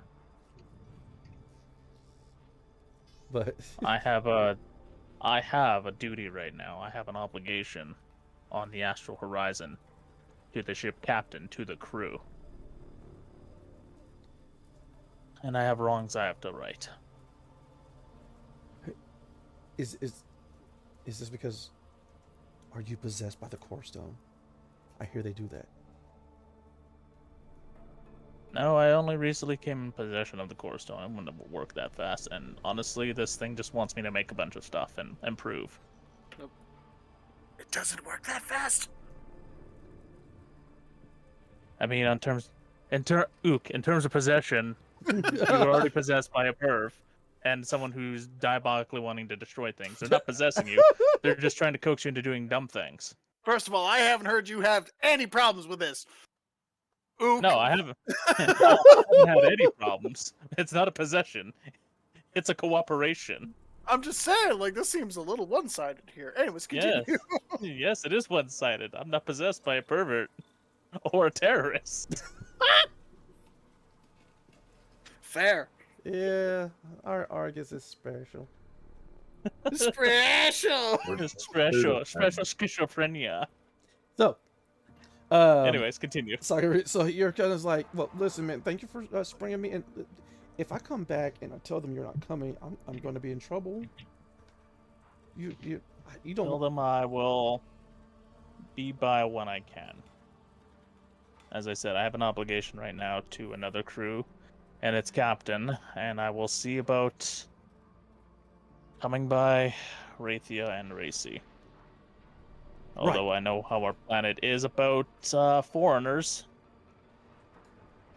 Yeah, you may want to leave. You know, your Volna friend. Yeah, here. But listen, you're going to be welcomed back with open arms. A lot of samples being taken. There's got to be drinks. Some other. Yeah, unfortunately, I can't leave the Volna he comes with, as well as Terrans, as well as a Dendis. We also have the High Priestess of the Kesh. You know, they could just stay on the ship and stay in orbit. You know, I mean, we could send some, things up to them, send some food to them. That's not going to work for the captain, I guarantee that. Like I said, I will see what I can do. All right. I thank you, and thank you for getting my ship out. Just don't do anything illegal. I can't bill you out a second time. Right. I'm gonna be. Yeah, get off my planet. All right. Yes. I'm going to get off your world. And with that, he's like backing up as he's telling you this, not realizing he's getting ready to run into another Volna. All right. Yeah, and with that, he turns. Okay, I'm out of here. Oh, cat boobs. I mean, vulnerable. I mean, kitty titties. And he's being chased again. But either way, he's gone. I'm so sorry you have to put up with that. Not nearly as sorry as that I have to share the blood with that. But with that, you guys go ahead, hop into a shuttle, and head towards the spaceport and the astral horizon. And with that, everybody is there relatively. As soon as the shuttle lands and drops y'all, Sagaricio and Brave Stride, another one has already let off Ori, and Remus. You guys kind of catch a glimpse of one another as you're walking across the spaceport towards the astral horizon. Brave Stride, strangely enough, your parents' ship is not there anymore. They'll be on the hunt. It's all right. Head start. All right. What do you guys say to one another as you're walking towards the astral horizon? It's been a day. Oh yeah, it has. The docking clamps release and the engines start to wind up. Right. You guys haven't even made it to the ramp yet, but immediately you see the light begin to glow within the thrusters of the astral horizon. I think the captain's impatient. Let's go. Yep. All right. And so you guys did start off doing the cool slow motion walk towards the ship, and then you realize, okay, the captain's kind of rushed. Beep, beep. And immediately just messed up the whole slow motion walk. You guys just kind of do a slight jog onto the cargo ramp. As soon as the last person, which will be Remus, gets on there, it starts to be lifting up and closing, and you guys actually have to kind of touch and slide around Cynthia's egg in order to get out of the cargo bay and in towards the rest of the ship. Meanwhile, Argus is still sitting on top of a box, only half dressed, covered in pink glitter, just staring at the floor. Mm-hmm. Inside the box you're sitting on, you hear boom, boom, boom, boom, boom, boom. I was about to say something, then I heard the bump, and then I just slowly lower my finger, like, I understand. And with Never that, mind. I'll go. Ori hears the boom boom and the muffled screams, and Ori simply looks up at you. Your Grace, it is a shame that we were unable to locate Tana. Yes, quite a shame. And I'm Wait. just gonna continue through to to my room. Wait. Never mind. Mm. You hear that? Nobody's gonna save you.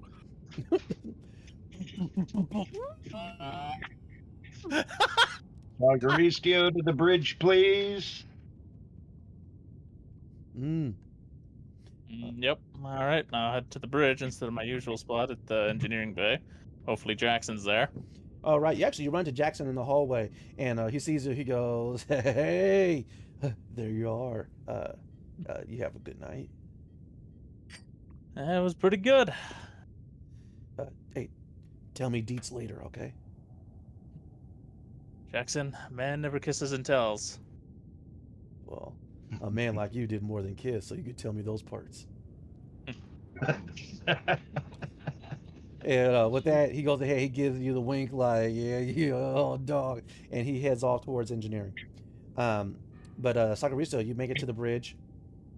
The captain is in his chair, and he spins around to address you.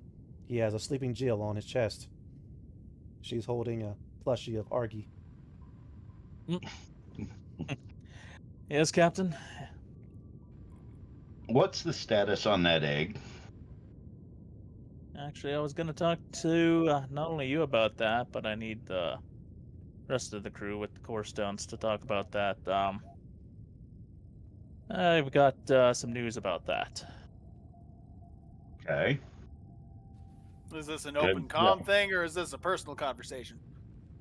Right now, it's just between him and I. Gotcha. It's taking up quite a bit of the cargo hold, as I'm sure you saw. Yeah, doesn't surprise me, considering it's a bioship. Well, really? So that thing's just going to keep growing until it splits my ship in two. Not necessarily. We can speed up that process. Well, I was thinking as we break Atmo of opening the cargo bay and letting that thing get its own air. That would be probably a good idea. That's kind of why I need everyone with the core stones to take part in this, because it's going to have to be a joint effort. And I'll send them some of the, at least a little bit of the data to show what the idea of it behind it is. Using the core stone's power to speed up the process of hatching the egg. Well, we'll be breaking Atmo in about 5 minutes. That enough time? More than enough time. All right. We just gotta figure out how we're gonna push the egg out, though.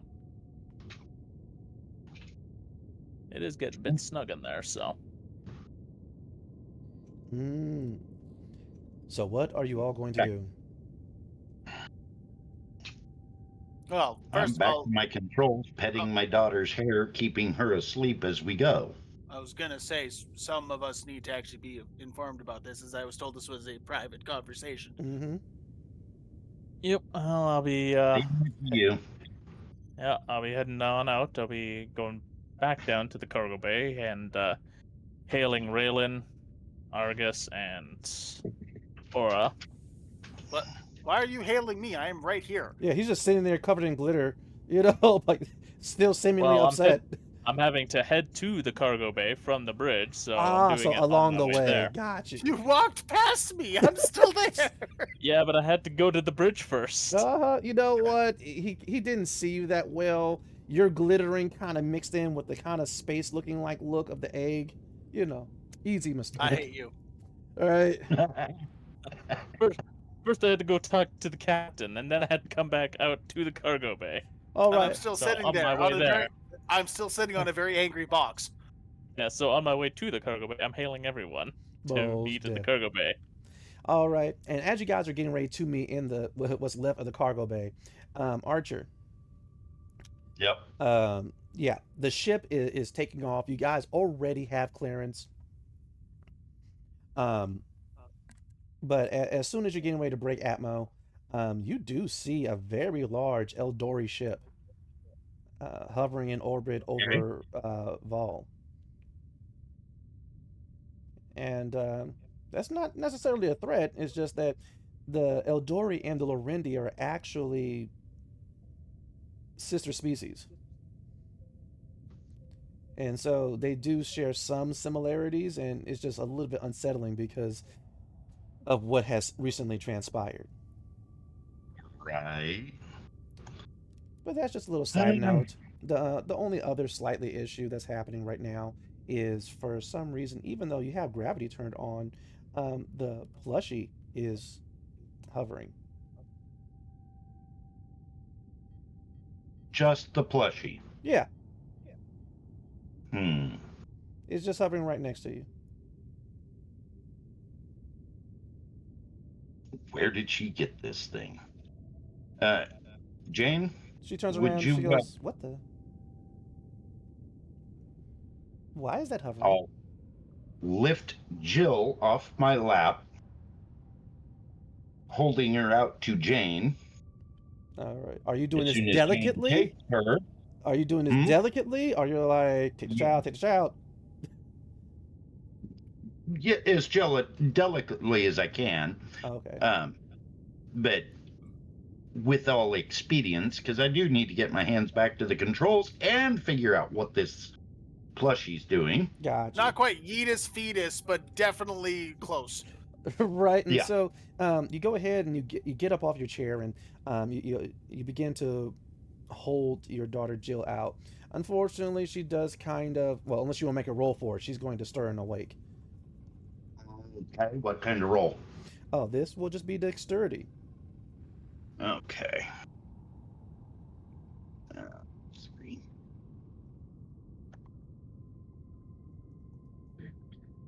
God damn.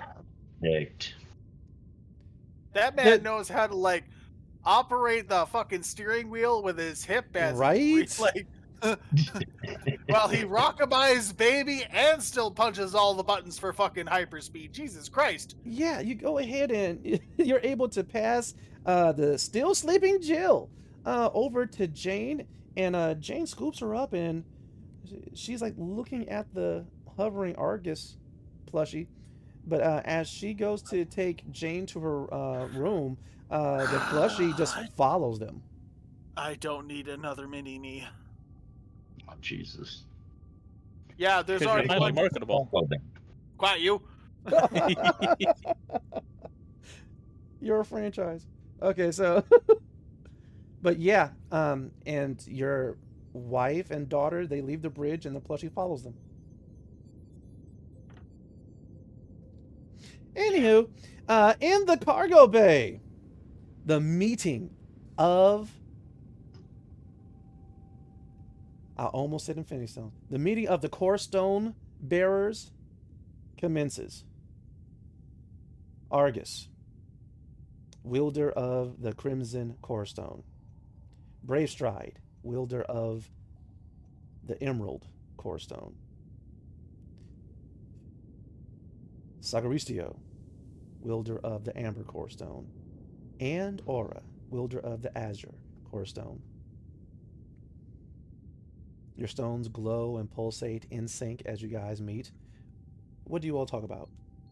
Well, before we start talking, I'm actually gonna like put my foot behind the crate that Tana's in, and I'm gonna slide it through the door and then walk over and push the button to close the lock.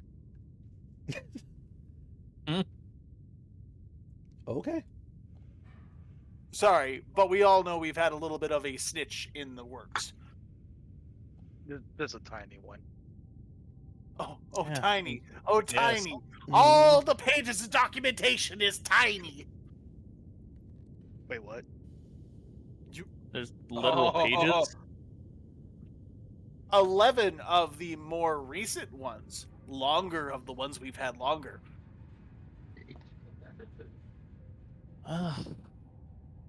Why do you think everybody seems to know what the hell we're doing? Yeah. Yeah, so much for keeping a low profile on this. Whatever. Well, that's why I locked her in a box and put her in the hallway. It's gonna be an even harder lower profile about what we're about to do. I am covered in pink glitter. There's no lower profile for me right now. I mean, it's gonna get a lot less low profile once we kick this egg out into space and use the core stones. Okay. So about that, what's What we the doing? goal? Well, Brooke gave me some data based on this egg. This thing's a bioship. Neat. I thought it was just supposed to be some like mutant abomination. Well, you'd be a half bow right about that. But it's supposed to be a ship. Yeah. Do you remember back on Pelavaro how I used scientific credentials to get into that facility? Vaguely. I was more worried about the whole situation rather over how we got in there. Yeah. See, I was part of a research team that was developing these sorts of things. In fact, it was because of my involvement they made the breakthroughs they did. What the hell? We all have our secrets. Yeah, it's not something I really wanted to surface because it also ended up in, and I'll hold up my cybernetic arm. It's like, led to some very interesting clients, we'll call that. I will keep judgment open, but I have been open and honest with all of you since the start. Yeah, it's not something I really wanted to be out in the open because these sorts of things were meant to be. Well, it first started off as a project, a means of colonizing other planets, but they also wanted me there to figure out how to put weapons on the damn thing. That's the whole reason I was brought on is because of my name, Sartori. My family's the founders of the Sartori arms industry.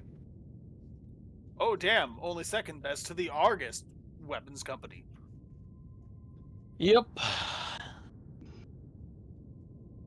As far as you know, at least, we more specialize in ship weaponry instead of handhelds. It doesn't mean that we don't do our own weapons for, personnel, but we deal more with battleship weaponry. Honestly, I only chose the name because I liked my gun. I understand. So while we're at it, does anyone else have any other secrets? Tana's officially a war criminal. Oh, Seriously? sorry, what? What an icebreaker. Okay. So first of all, we already faced tribunal from the dentist. 3 weeks ago? And she's officially a. What the hell did she do? I don't know, but because I'm not going to be delivering her in the next 24 hours, we might be dealing with some really uncomfortable repercussions moving forward. I mean, I will mostly be receiving a lot of the backlash for... I don't know, I just don't think that they can handle Tana's level of unhinged love for rhinestones and explosives. That is a wise decision, priestess. Yeesh, and So- I thought my family wanted me to go jizz in a cup to make more babies was bad. Let me put this all together. Besides the jizzing cup, I did hear that from your cup. Now, so we got this bioship egg. We got an explosive maniac and someone else who can arm said bioship. Yep. Why do I feel you're making certain conclusions? I'm just saying it sounds fun to have a fucking bioship. Jesus, and I was about to tell you my deep dark secret, which is where I'm actually talking to the core stone in my sleep. Wait, what? You can do that? I thought it was already weird that you talked to your weapon, but Oh, so it's worse. They're both there. Oh, even better.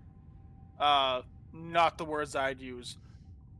I mean, one's a pervert, the other one is prone to violence at the merest provocation. Do you know what it's like to have other voices inside of your head telling you to do things? It's awkward. I'm trying to have a conversation, and one's like, blow it up. The other one's like, touch it. I mean, I can kind of get it. And this stone's I been would- telling me to fix and improve things constantly. Yeah, if you just turn your eyes a little bit to the left, it's showing you all the improvements that can be made inside the cargo bay. All right, as well as it's starting to piece together a way you can make a dimensional pocket, but Another thing is though, in the last few hours, I went to sleep, and I had a dream, and I was engaging with the two others, Teshin and the Crimson Stone, and Jill was there. And the weirdest part was it all turned into us like drawing and creating circles because I'm trying to convince like more better outlets for things. So about this whole bioship thing, you said you needed all of us here. Why? We're gonna need the core stone's energy to accelerate its process. I am literally the power stone, and all this thing has done is drawn power from the ship. Hey, maybe Well- you'll drain him. He'll give you some time. Honestly, I'm just hoping that we can do something that takes someone's attention away from blowing shit up in creation. That's kind of what the change I'm looking for is. yeah, if you let your concentration slip, It's cargo Argus, bay. Are we doing this now, or are we getting out of here and then doing it later? I'll get on the comms. Honestly, Captain, I would rather not have an audience for this.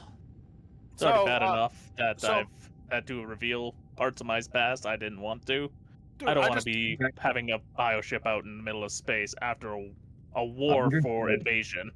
I just told you I'm basically dealing with shattered personalities, and that's what you're worried about. Brace yourselves for. Yeah. yeah, Yeah, Quick. perfect. all right. So before you go ahead and go for a crucible jump, Archer, are you going to be kind and reinforce the inertial dampeners, or are you going to reduce them and let people fly everywhere? I won't reduce them. What do you mean you That'd won't be reduce cool. them? Oh, sorry, they're dampeners. You don't want to reduce those. All right, so it's going to be up to you. It could be a very gentle ride, or it could be a rocky ride. No, I'll be as nice as I can. Okay, But just yeah, thought I'd give you the with- option. Oh, most definitely. And so with that, you go ahead and you head towards the crucible in the Vol system, and within moments, you are currently in the space between space, on the way towards the crucible by Ondas.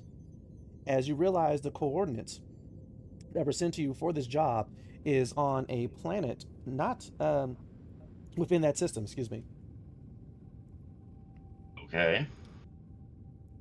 Either way,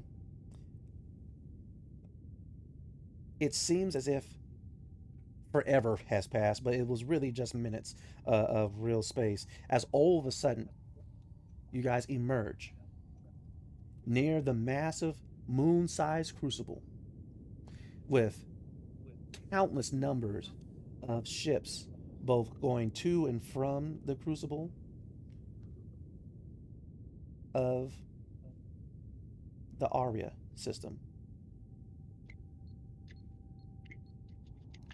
You realize the coordinates that were given to you for the job, Archer. You have to actually fly over towards Aria 7. All right. It's going to take a few days to get there. Okay. Well, Did we have like 22 hours initially to respond to it? no, we just had to be airborne by then. Hmm. And that was the captain's call, not anybody else's. Gotcha. Most definitely. As you guys are leaving the crucible, through the few windows in the cargo bay that are accessible without having to squeeze around Cynthia's egg, you guys are able to see Aria Prime. And it is practically, the entire planet is almost a city. Coruscant. Effectively, except unfortunately, there's no Terrans here, and it's all Prometheans. On. But after I that, would go ahead. assume that Sagi had wanted to hatch this thing here. No. The good news is the only planet that has been colonized is Aria Prime. Aria 1, 2, all the way up to 7. So far, no. That gives us some space to actually hatch the ship. Definitely. Yeah. All right. I'll start looking for a planet, preferably several moons, maybe an asteroid belt to hide in, and head us towards that so we can get this thing out of my ship. Okay. The first two Aria planets are effectively barren. There is a ring of asteroids beyond them, but the stray asteroids tend to pelt Aria 1, 2, 3, and 4. Aria 5 has some life. As does 6, and 7 is extremely abundant. Should we go for 6 just in case it needs to eat? That might be an idea. I'm just saying, like, I imagine a bioship has a lot of functions like animals, correct? Which means it needs food. Well, most bioships that were created were meant to feed off of ambient, cosmic, and stellar energies. Oh, good to know. Well then, Captain, I'll leave this to your discretion. I am here but a battery, and possibly violence. Every time you break concentration, Argus, it's telling you blast the egg. Again? No. We're trying to make something here. And with that, Telvin within your mind, he's telling you, Argus, now this is not perverted, but I wonder what it tastes like. Can you lick it? Oh. My God. With all due haste. Show restraint, you two weirdos. You said the asteroid belt was between which ones? It's located between Aria 2 and 3, but the asteroids from that belt, because it's a belt that doesn't go around a planet, it's a belt that goes around the whole system. Right. All right, but the asteroids from this belt pelt Aria 1, 2, 3, and 4. Okay. So those planets are barren. Planet between us and the belt, would that supply sufficient coverage to keep us from getting pelted? Yes, as long as you guys don't stay in one place for too long. Sagi, how long is this going to take? It's hard to tell because we're dealing with cosmic energies I've never dealt with before. So at this point, Captain, I'm doing it all by the ear. Oh boy. Think you can get us out of here? I can keep us in a standardized orbit around one of these 4, trying to hide us from sight, and yet, you get the gist. Well, there's one thing you can do, Captain. I'm sure you'd be able to. Since the asteroids are kind of, going with the flow as well, you can probably set the inertial dampeners for the ship to follow their flow and move with them.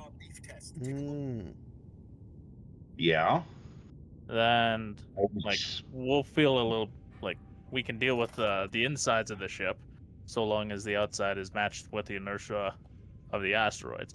Won't have to really worry about getting pelted then. I was more worried about your egg. Well, if it's following with the same inertia, it will follow with the ship, somewhat. Okay. I would still be more worried about its vulnerability. Would it not be safer to do it in a spot where we're not prone to asteroid strikes? Well, true, so just find us a good spot somewhere out in the open. I found the new sci-fi version of the Okay. door in D&D. Yeah. But yeah, don't worry. Within moments, a very good spot is found. Yep. A I'm force. thinking somewhere between 3 and 4. Oh, okay, even better. Yeah, definitely. And you guys are able to see these barren planets, strangely brown in color, but completely pockmarked from the constant asteroid hits. Within moments, a force field is erected around everyone in the cargo bay. The ramp is lowered. The flaps along the side of the ramp are opened up. The egg begins to descend and then gets stuck. What do you do? It gets stuck. Yes. So, does someone not have the ability to teleport things?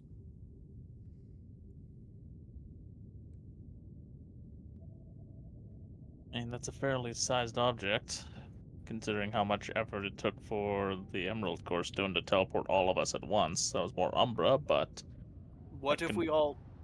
It's gonna sound weird. What if we all at least try to share hands?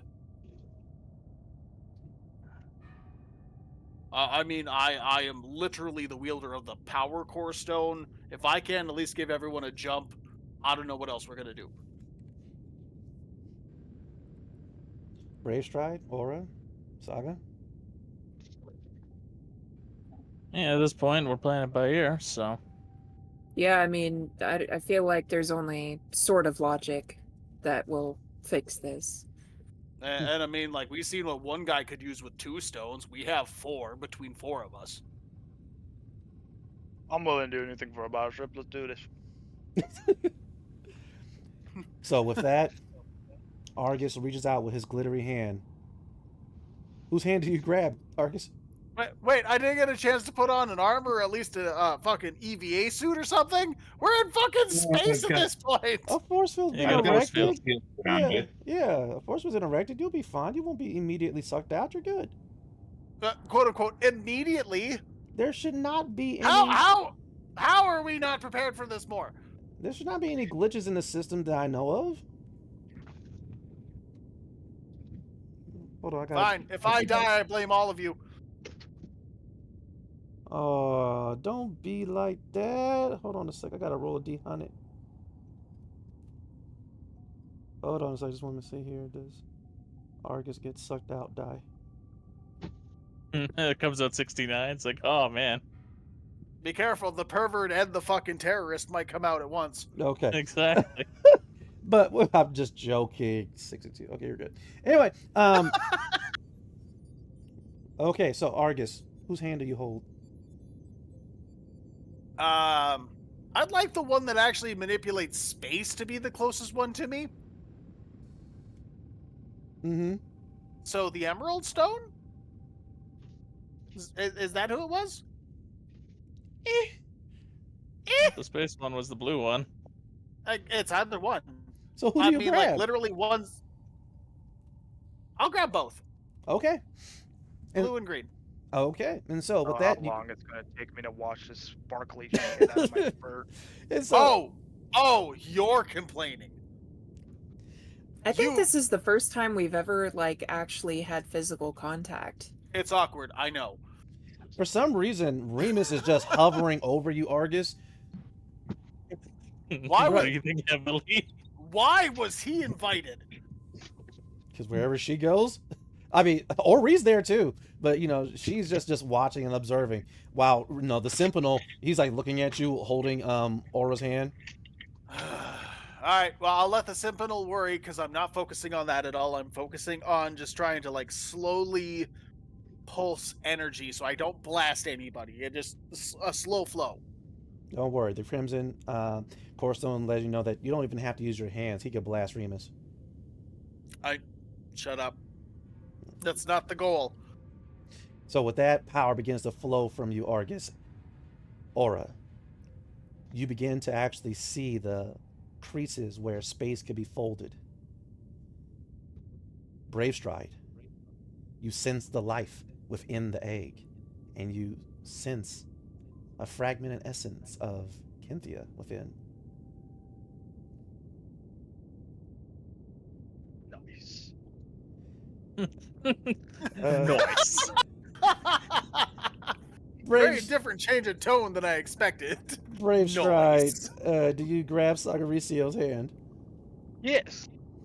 And so you go ahead and you grab Sagaricio's hand. Sagaricio, all of a sudden you realize how, through the power of the core stone, you will be able to make it so that the entire cargo bay can open up and reconfigure itself to both multiplied size and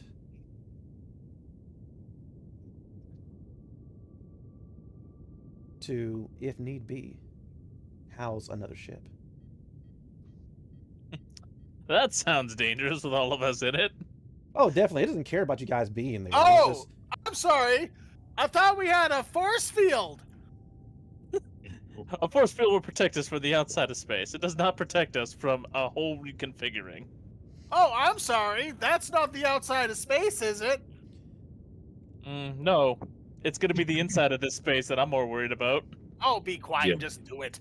you Do know, it. And with that, of course, Alright. the Amber Core Stone is like, yes, reconfigure this entire vessel.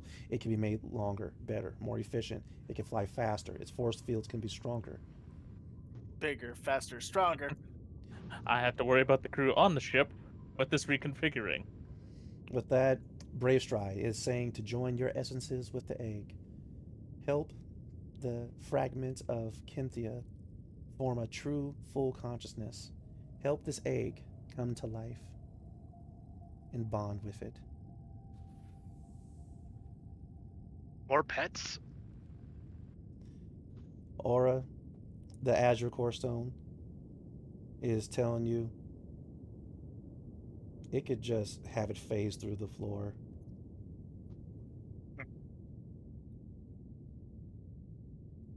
And then into another dimension of light,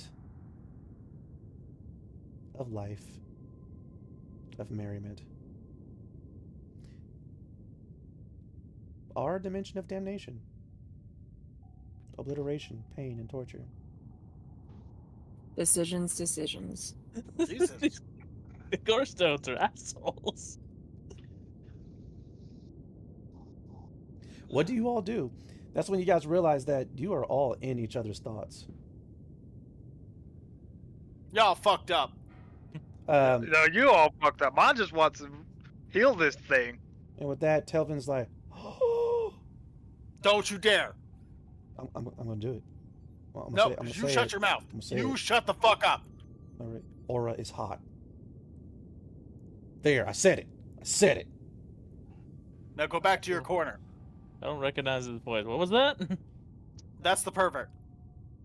Yes. Wait, you can Huh. hear me too? Hey, hey, hey, hey! Now ignore him. Hey. Wait. Back to your stick. Aura's the short one, right? What? No. Wait. Or are you short? Not at all. Yeah, I'm like barely 4 foot, I think. Oh. Well, So go ahead. So if anyone could teach me how to banish thoughts, this would be wonderful. Meditate That just leaves me alone with this asshole. or accept it. The Crimson Core Stone Become one tells you with it. it can obliterate it. Quiet you. Yeah, wait, tell me, We're wait, trying- me? Corestone, we're trying to build something. Telvin, we're not trying to corrupt something. So do we just say 3, 2, 1, go and do it? I feel like we need to have a unified agreement on what's happening. I will I give you can my phase power. it through the floor and basically get it outside of the ship. I can use my power to amplify what you are capable of doing.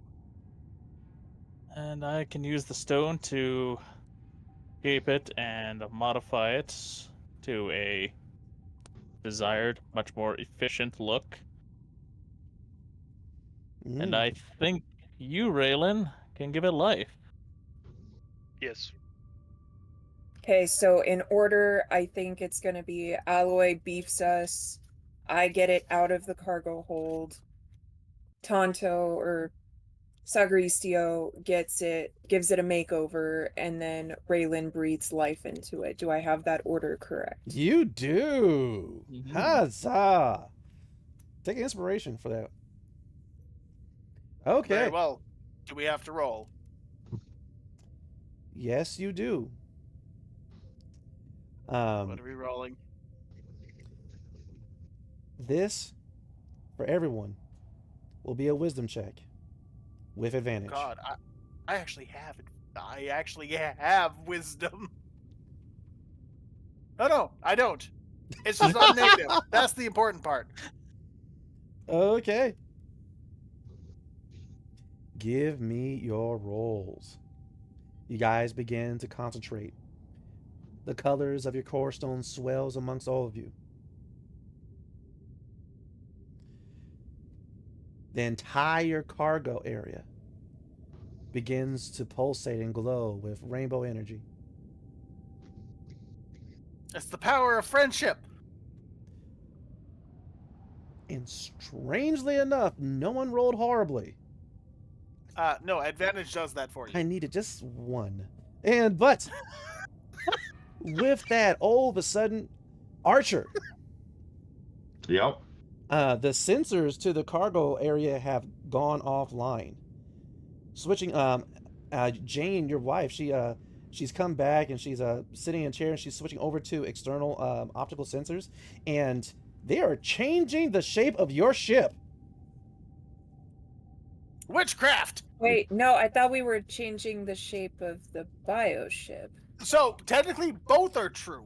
So, with the agreement between the first three of us, myself, Aurora, and Raylan, we are creating and giving life to the size of the bioship.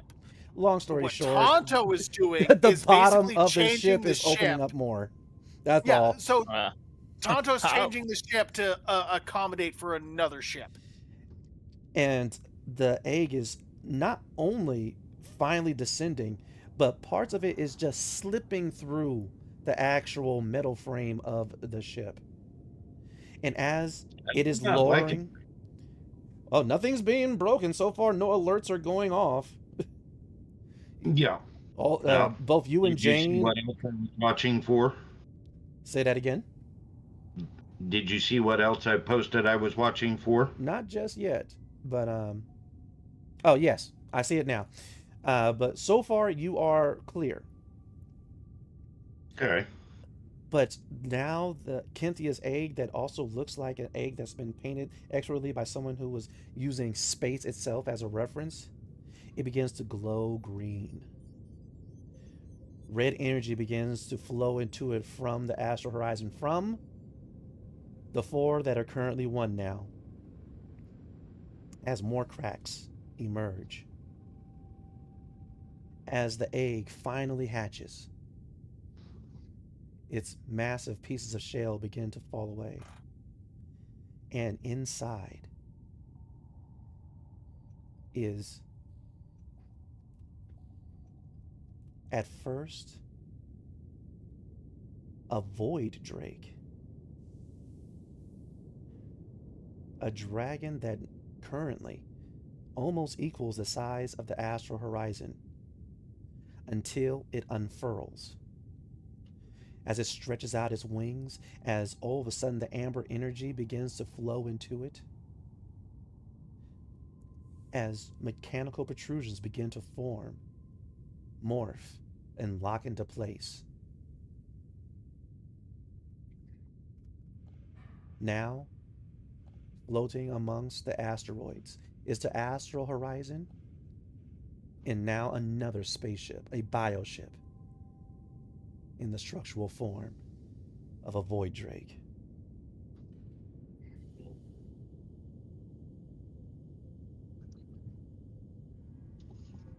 Y'all, we just helped an inanimate object to give birth. That is my child. First of all, it was alive since we first came into contact with it.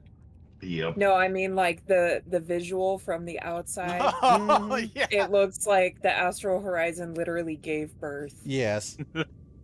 So So the cargo And I've bay got it looks all like. recorded. Oh, And with that, the cargo bay slowly closes back up. who else knows how to pilot a ship? Not me, but I call the biggest room. First of all, I actually do have training flying ships. You get second biggest. With that, you feel a presence as you guys are all still connected, and the bioship is telling you, "I can fly myself." Oh, thank God. And And with I that, mean, it I think the begins ship is to a captain of itself. it begins to kind of spiral around the astral horizon. Its biomechanical wings stretch out to an even greater width. well, we still have this psychic connection. Apparently, I would like to ask us, like, very well, what do we call you? With that, she tells you that her name's Cynthia. What's your name? My name is Argus. And as she is circling the astral horizon, you all feel that she is searching, scanning the ship somehow, looking for something or someone.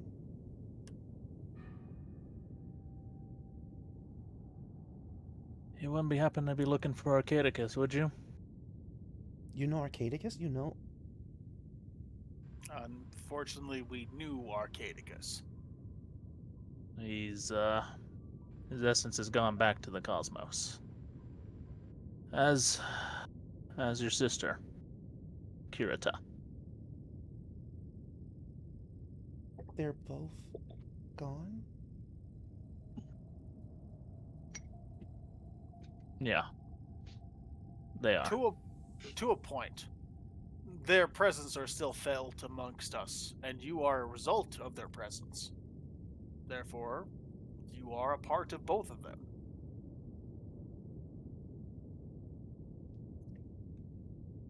I'm alone. Bullshit. What is that? It's a statement saying untruth. The four of us here came together to make sure you came into this world. You are not alone. You at least have us. Argus. You feel Jill holding your leg. She's trying to get your attention. Jill, what the hell are you doing in here? You guys all see her as well. Anyway, she goes, "You can't say bad words." I said one, and it was to emphasize a good point. Can't say bad words. I'm sorry. It's okay. What you state is baloney. We are four people here for you, and we made sure that you came into this world. Jill, let go of my leg. With that, she just, she goes ahead and let's go. And then you just see her fly off into space and start flying with Cynthia. Archer. What now? Archer, you do not see any Yeah. of this on your scanners, by the way. Was something in that glitter? I mean, even if there was, we're all sharing the same hallucination. That's not boding well. And with that, Cynthia is like, "What do I..." "Oh, hello, little Terran." And Jill's like, "Hello." Hello. And Jill's just looking over the dragon-like bioship. "You're pretty." And Cynthia's like, "Thank you." And finally, you feel the presence of Cynthia confused. Terrans normally cannot fly in space, correct? You are correct. Yeah, this is a bit abnormal. Also, I don't think I told you she was all like dreamscaping with me, eh? Sounds like, well, It I have an sounds like- ability called Esper Sense. Mm-hmm. I'll use it. Okay. So now I gotta look it up. Thank you. It made me do work. I didn't come here I to mean, work. like, to be honest, remember how I said I was trying to change the pervert and the terrorist into like actually being creative? Jill showed up in that same dream and was drawing with us. Okay. Within 30 feet of you. Yes. Okay, so Brave Stride, do you feel as if someone is utilizing an Esper ability? Definitely. Is it the flying Jill in space? No, it is not. Okay. Enter more confusion. As in, Ah. the Jill that you see is it's an effect of an Esper ability, but not the Esper.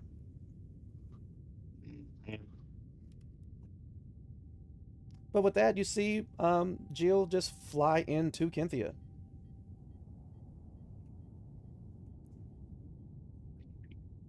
She took the grand entrance.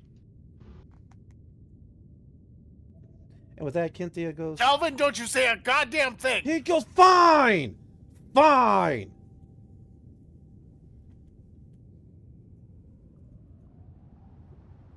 So...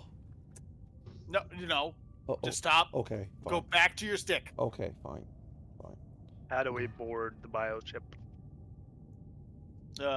Any ship has a dock. Yes, and now the Astral Horizon has one specifically made for the bioship somehow. Amberstone.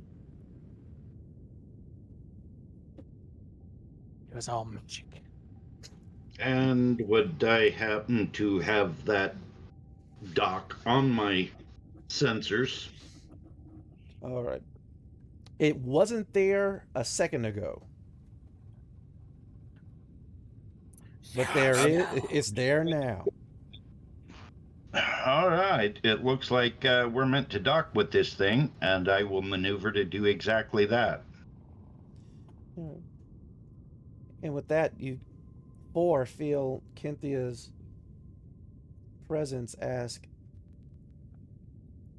Are you coming with me?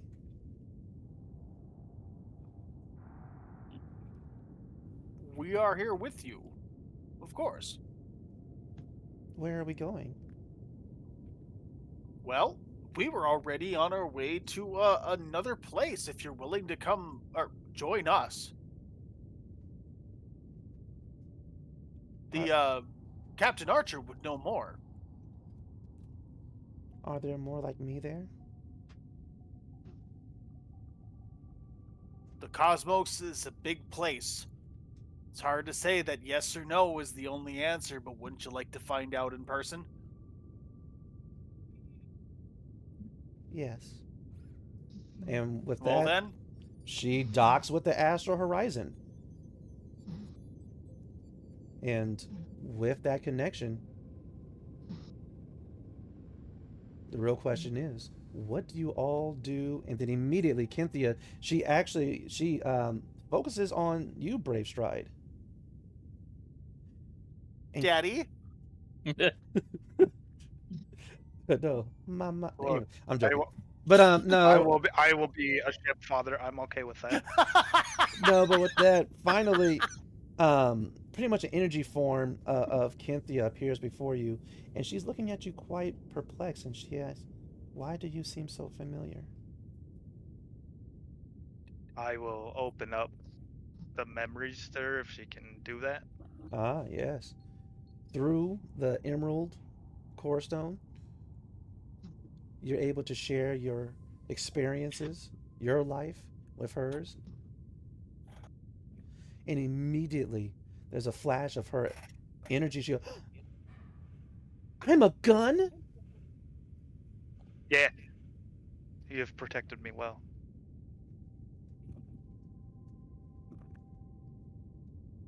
I'm a gun and a ship?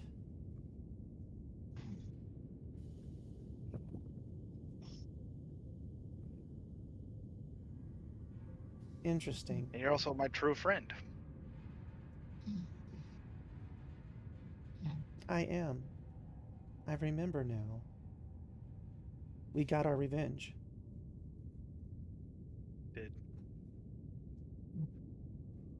I feel better now. And with that, she just kind of fades, and the Void Drake bioship effectively goes into standby mode.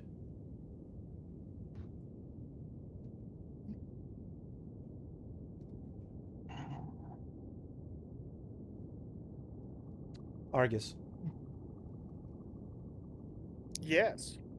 all of a sudden you hear in the real world, I think you could let go of her hand now. As Remus is just about inches away from behind you. But wait, what? Jesus You can Christ, let go dude. of Aura's hands now. Oh, all right, fine. Back off. My God, I can smell you. That is the smell of Yeah, the you kind of Simpanel. stink. Yeah, more like a stinkinal right now. Jesus Christ, go have a shower.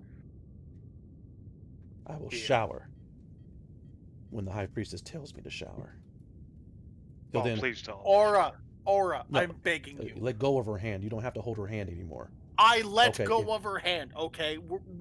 It was nothing personal like that. What Ori, are you so jealous about? Ori, get the cleaning wipes. All right, there's glitter on the High Priestess' No. hand. Simp bitch. I need you to come in here. Listen, it is the Simpanel. My apologies. Simp in all bitch. Are you What challenging me? It's less of a challenge and more of an understanding of what your qualm is. With that, the door to the hangar opens, and Nathkar comes running in there. Finally, the space is mine. I I'm just can gonna do face- whatever I want. I'm just gonna facepalm him as he walks in and be like, no, Remus, what's your problem? You're like, and so, my problem is you. You enjoyed holding her hand extremely too much. I was also holding Raylan's hand. Is that enjoying it too much? Brand, was he holding your hand for too long? Do you want me to put him in his place? I'm just walking out, getting my stuff so I can go into the other ship. Right. I'll be gathering up my stuff because I need to go into the ship as well. High Priestess Aura, I apologize if I overstayed my contact with you. However, your dog is barking up a tree he shouldn't. You are a Remus. fool. We have no Calm dogs down. and no trees in here. Oh, yes, Your Grace. My statement still stands true. We have no dogs and no trees in here. It was a figure of speech. He doesn't understand those, does he? We all take turns being bad at understanding those. Well, fair, I feel bad for this one, and I shall leave. Tana is already mad enough for me locking her in a box. Speaking of, is that box still outside of the door? Oh, yeah. Is it still closed? Yeah. Thank God. Are I'm you taking that back to her room, and I'm going to lock the door and open it up. okay? We will do so in just a moment. Aura. Yeah, You're- in the meantime. Your Simpanel. He addresses you. Did I go too far? Yeah. My apologies. Must I make an apology to the Ashen Forge? Maybe. I mean, probably just try not to go that overboard every time. I see. You have done something magnificent. You have effectively assisted in creating a new type of living organism.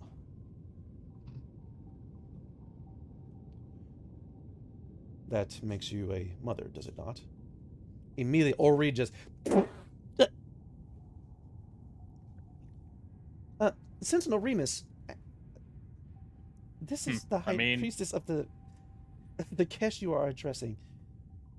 She would know if she was a mother. I mean, if by that logic, Remus, that makes you an uncle. Uncle Remus. You Uncle. better remember this day. Uncle Remus. It No relation. It has a nice sound to it. Uncle Remus. Symphonal Remus. Uncle Remus. I, henceforth, shall be the greatest uncle the Sylvain Accord has ever seen. He goes over to you, Aura. I will do you honor as an uncle to your space child. For you are both the High Priestess, the Princess, and now the mother of space children. And with that, immediately Ori just goes, "Oh, right, come on, listen. Okay, big guy, come on. You know what? Speaking for Aura, perhaps it is time for you to shower. A lot. Let's go to the sonic showers and get you cleaned up. Uncle Remus, let's go. Let's go. She needs her rest. She used a lot of energy. Come on. Your Grace, is this true? Do you want me to go with your friend? Uncles don't smell. Not good ones, at least. Uncles do not smell. You are correct. Come, Ori. And he just picks up Ori, and she's like, "Wait a minute!" And he just goes ahead and marches off. Uncles do not smell. Aura is just gonna like grab her head like this and just shake her head and then just mumble to herself. You know, sometimes I feel like the Triumvirate is actively just having a good laugh. The Triumvirate is testing me. All right. Probably. But with that, you still, even though the connection is officially broken, Aura, you are still able to sense the presence of Cynthia within the bioship. If you ever want, you can establish a telepathic contact with it. Cool. While Sagaristio and Bravestride continue to gather their things in their room to transfer over to the new bioship, Argus, you head over to the box where you have contained Tana. What do you do?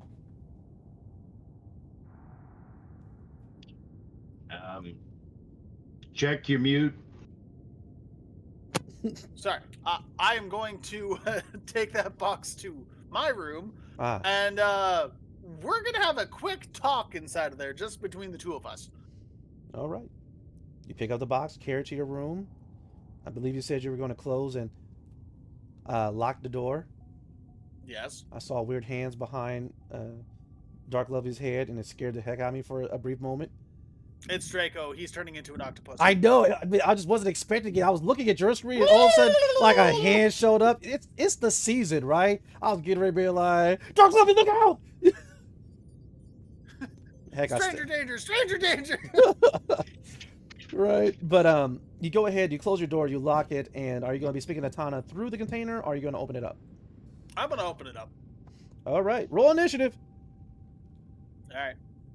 And so you open up the container, and she pounces at you like a wild ocelot.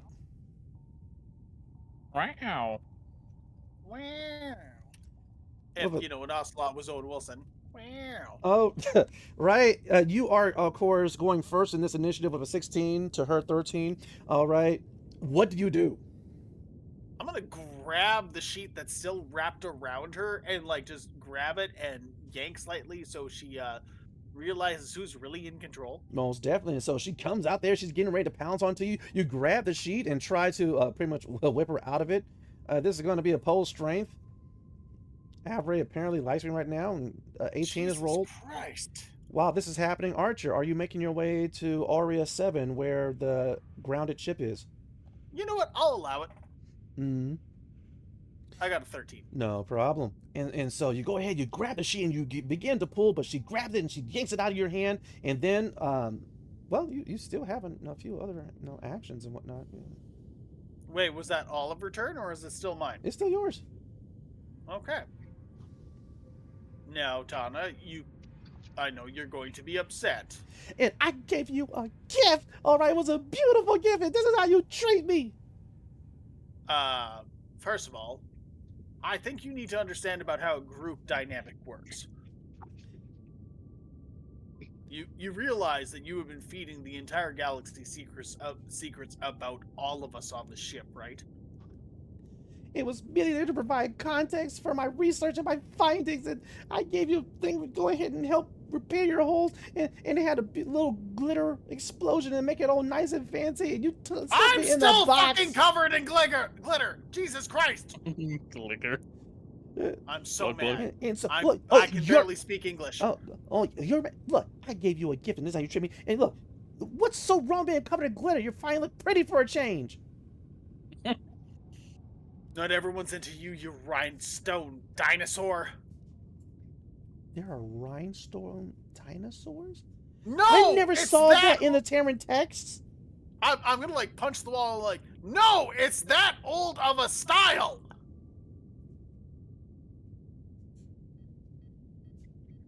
So you just hate me. That's what it is. No. It has nothing to do with hate.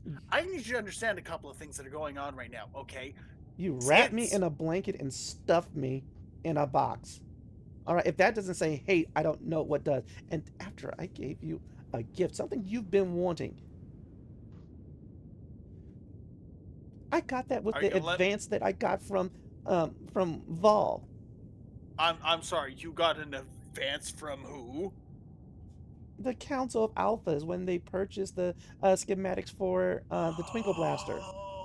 Oh, no, Tana.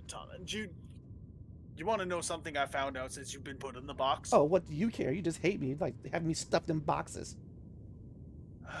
The Keshian Empire is branding you as a traitor for selling what is it? Illegal arms distribution. You basically started intergalactic war by letting space to or ground to space conflict happen. No, I didn't. Yeah, you did. With that, she goes ahead and quickly brings up the Silmarine Accord. Yeah, they're legal on Bendis. They're legal on... Oh, they're not legal on Vol. Why are they not legal on Vol? Because Vol is not a planet in those accords. It's in the Accord, but... Oh, no, they denied. Okay, they're the ones that approved it. Back when this was being ratified. Oh, because it would seem like if they would feel weak if they accepted weapons. So,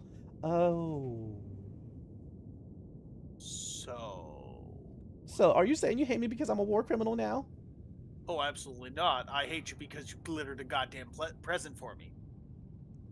I will never give you a present ever again. How would you feel if I gave you something nice, like, I don't know, a new data pad or something like that, and attached a stink bomb attached to it? That's kind of funny. But... Oh, but you would never give me a gift because you hate me. No, it's because I respect you enough to not taint a gift with something as silly as a prank. Well, fine. You don't have to worry about me bothering you ever again. Or that she climbs out the box. Donna, you do not understand how serious these allegations are. The Keshian Empire is literally asking for you to be handed over as a war crime. Well, it's not the Keshian Empire asking, but we're going to be held responsible. So, first of all, I don't understand everybody's politics. I'm just telling her what I've barely understood.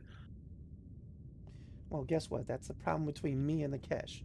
All right, now, give me my sheet and everything because I can't have everyone looking at my dentist boobies. I feel there's still bigger issues than that. You've already established that your boobies are bigger. That's not the point. I never once claimed that. Yes, you did. Decreed, no. Yes, you did. These are called pectoral muscles. They are not the same as boobies. You and me looked it up and they're boobies. No. Boobies tend to be fattier tissues. You lack both of those, and so do I, but in different contexts. Do you know how long you let me believe that... What did Terrence call it? Elbows. I thought elbows were boobies. And you know what? For someone as smart as you, I'm amazed that it lasted 6 months. Well, listen, there's a... Give me my towel. I mean, my sheet. No. Give it. No. Let go. Abs- Let go. You're missing the damn point, girl.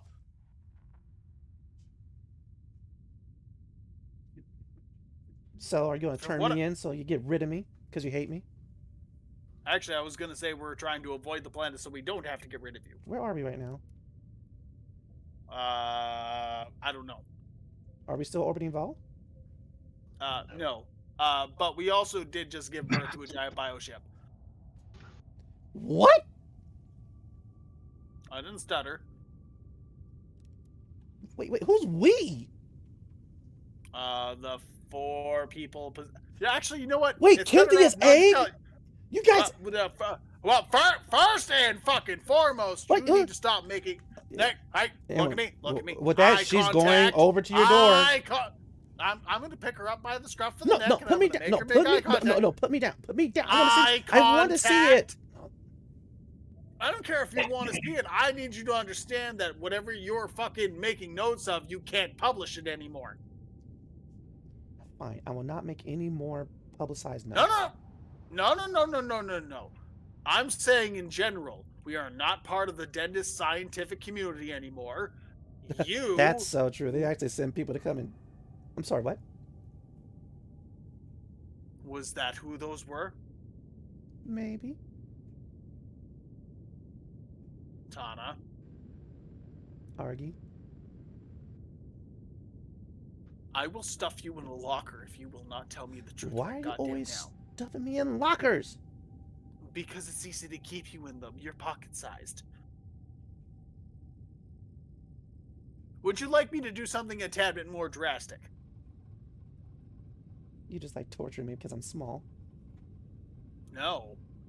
I dislike torturing you because you make my life more difficult. I make your life worth living. Otherwise, you'd just be a pointless soldier, doing nothing but following orders and killing things. Is that really how you see me? No. I saw you as a brother that would look out for me and whatnot, and not stuff me in containers because I gave him a gift. You didn't give me a gift, you gave me a joke. Everything about me has always been a constant ridicule, every chance you get. When I try to tell you I'm trying to protect you over something, you laugh and tell me, oh, it's not that bad. But I'm the one responsible for keeping you goddamn safe, and I'm just a joke to you. You're not a joke, all right? You're the closest thing to any type of family I ever have. Then all right? why do you always treat me like I know nothing? I don't know.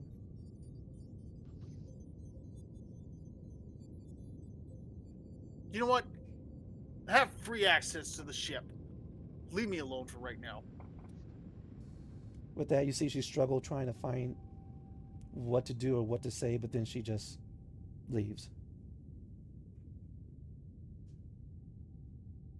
And you're left in the quietness of your room. And I locked the door.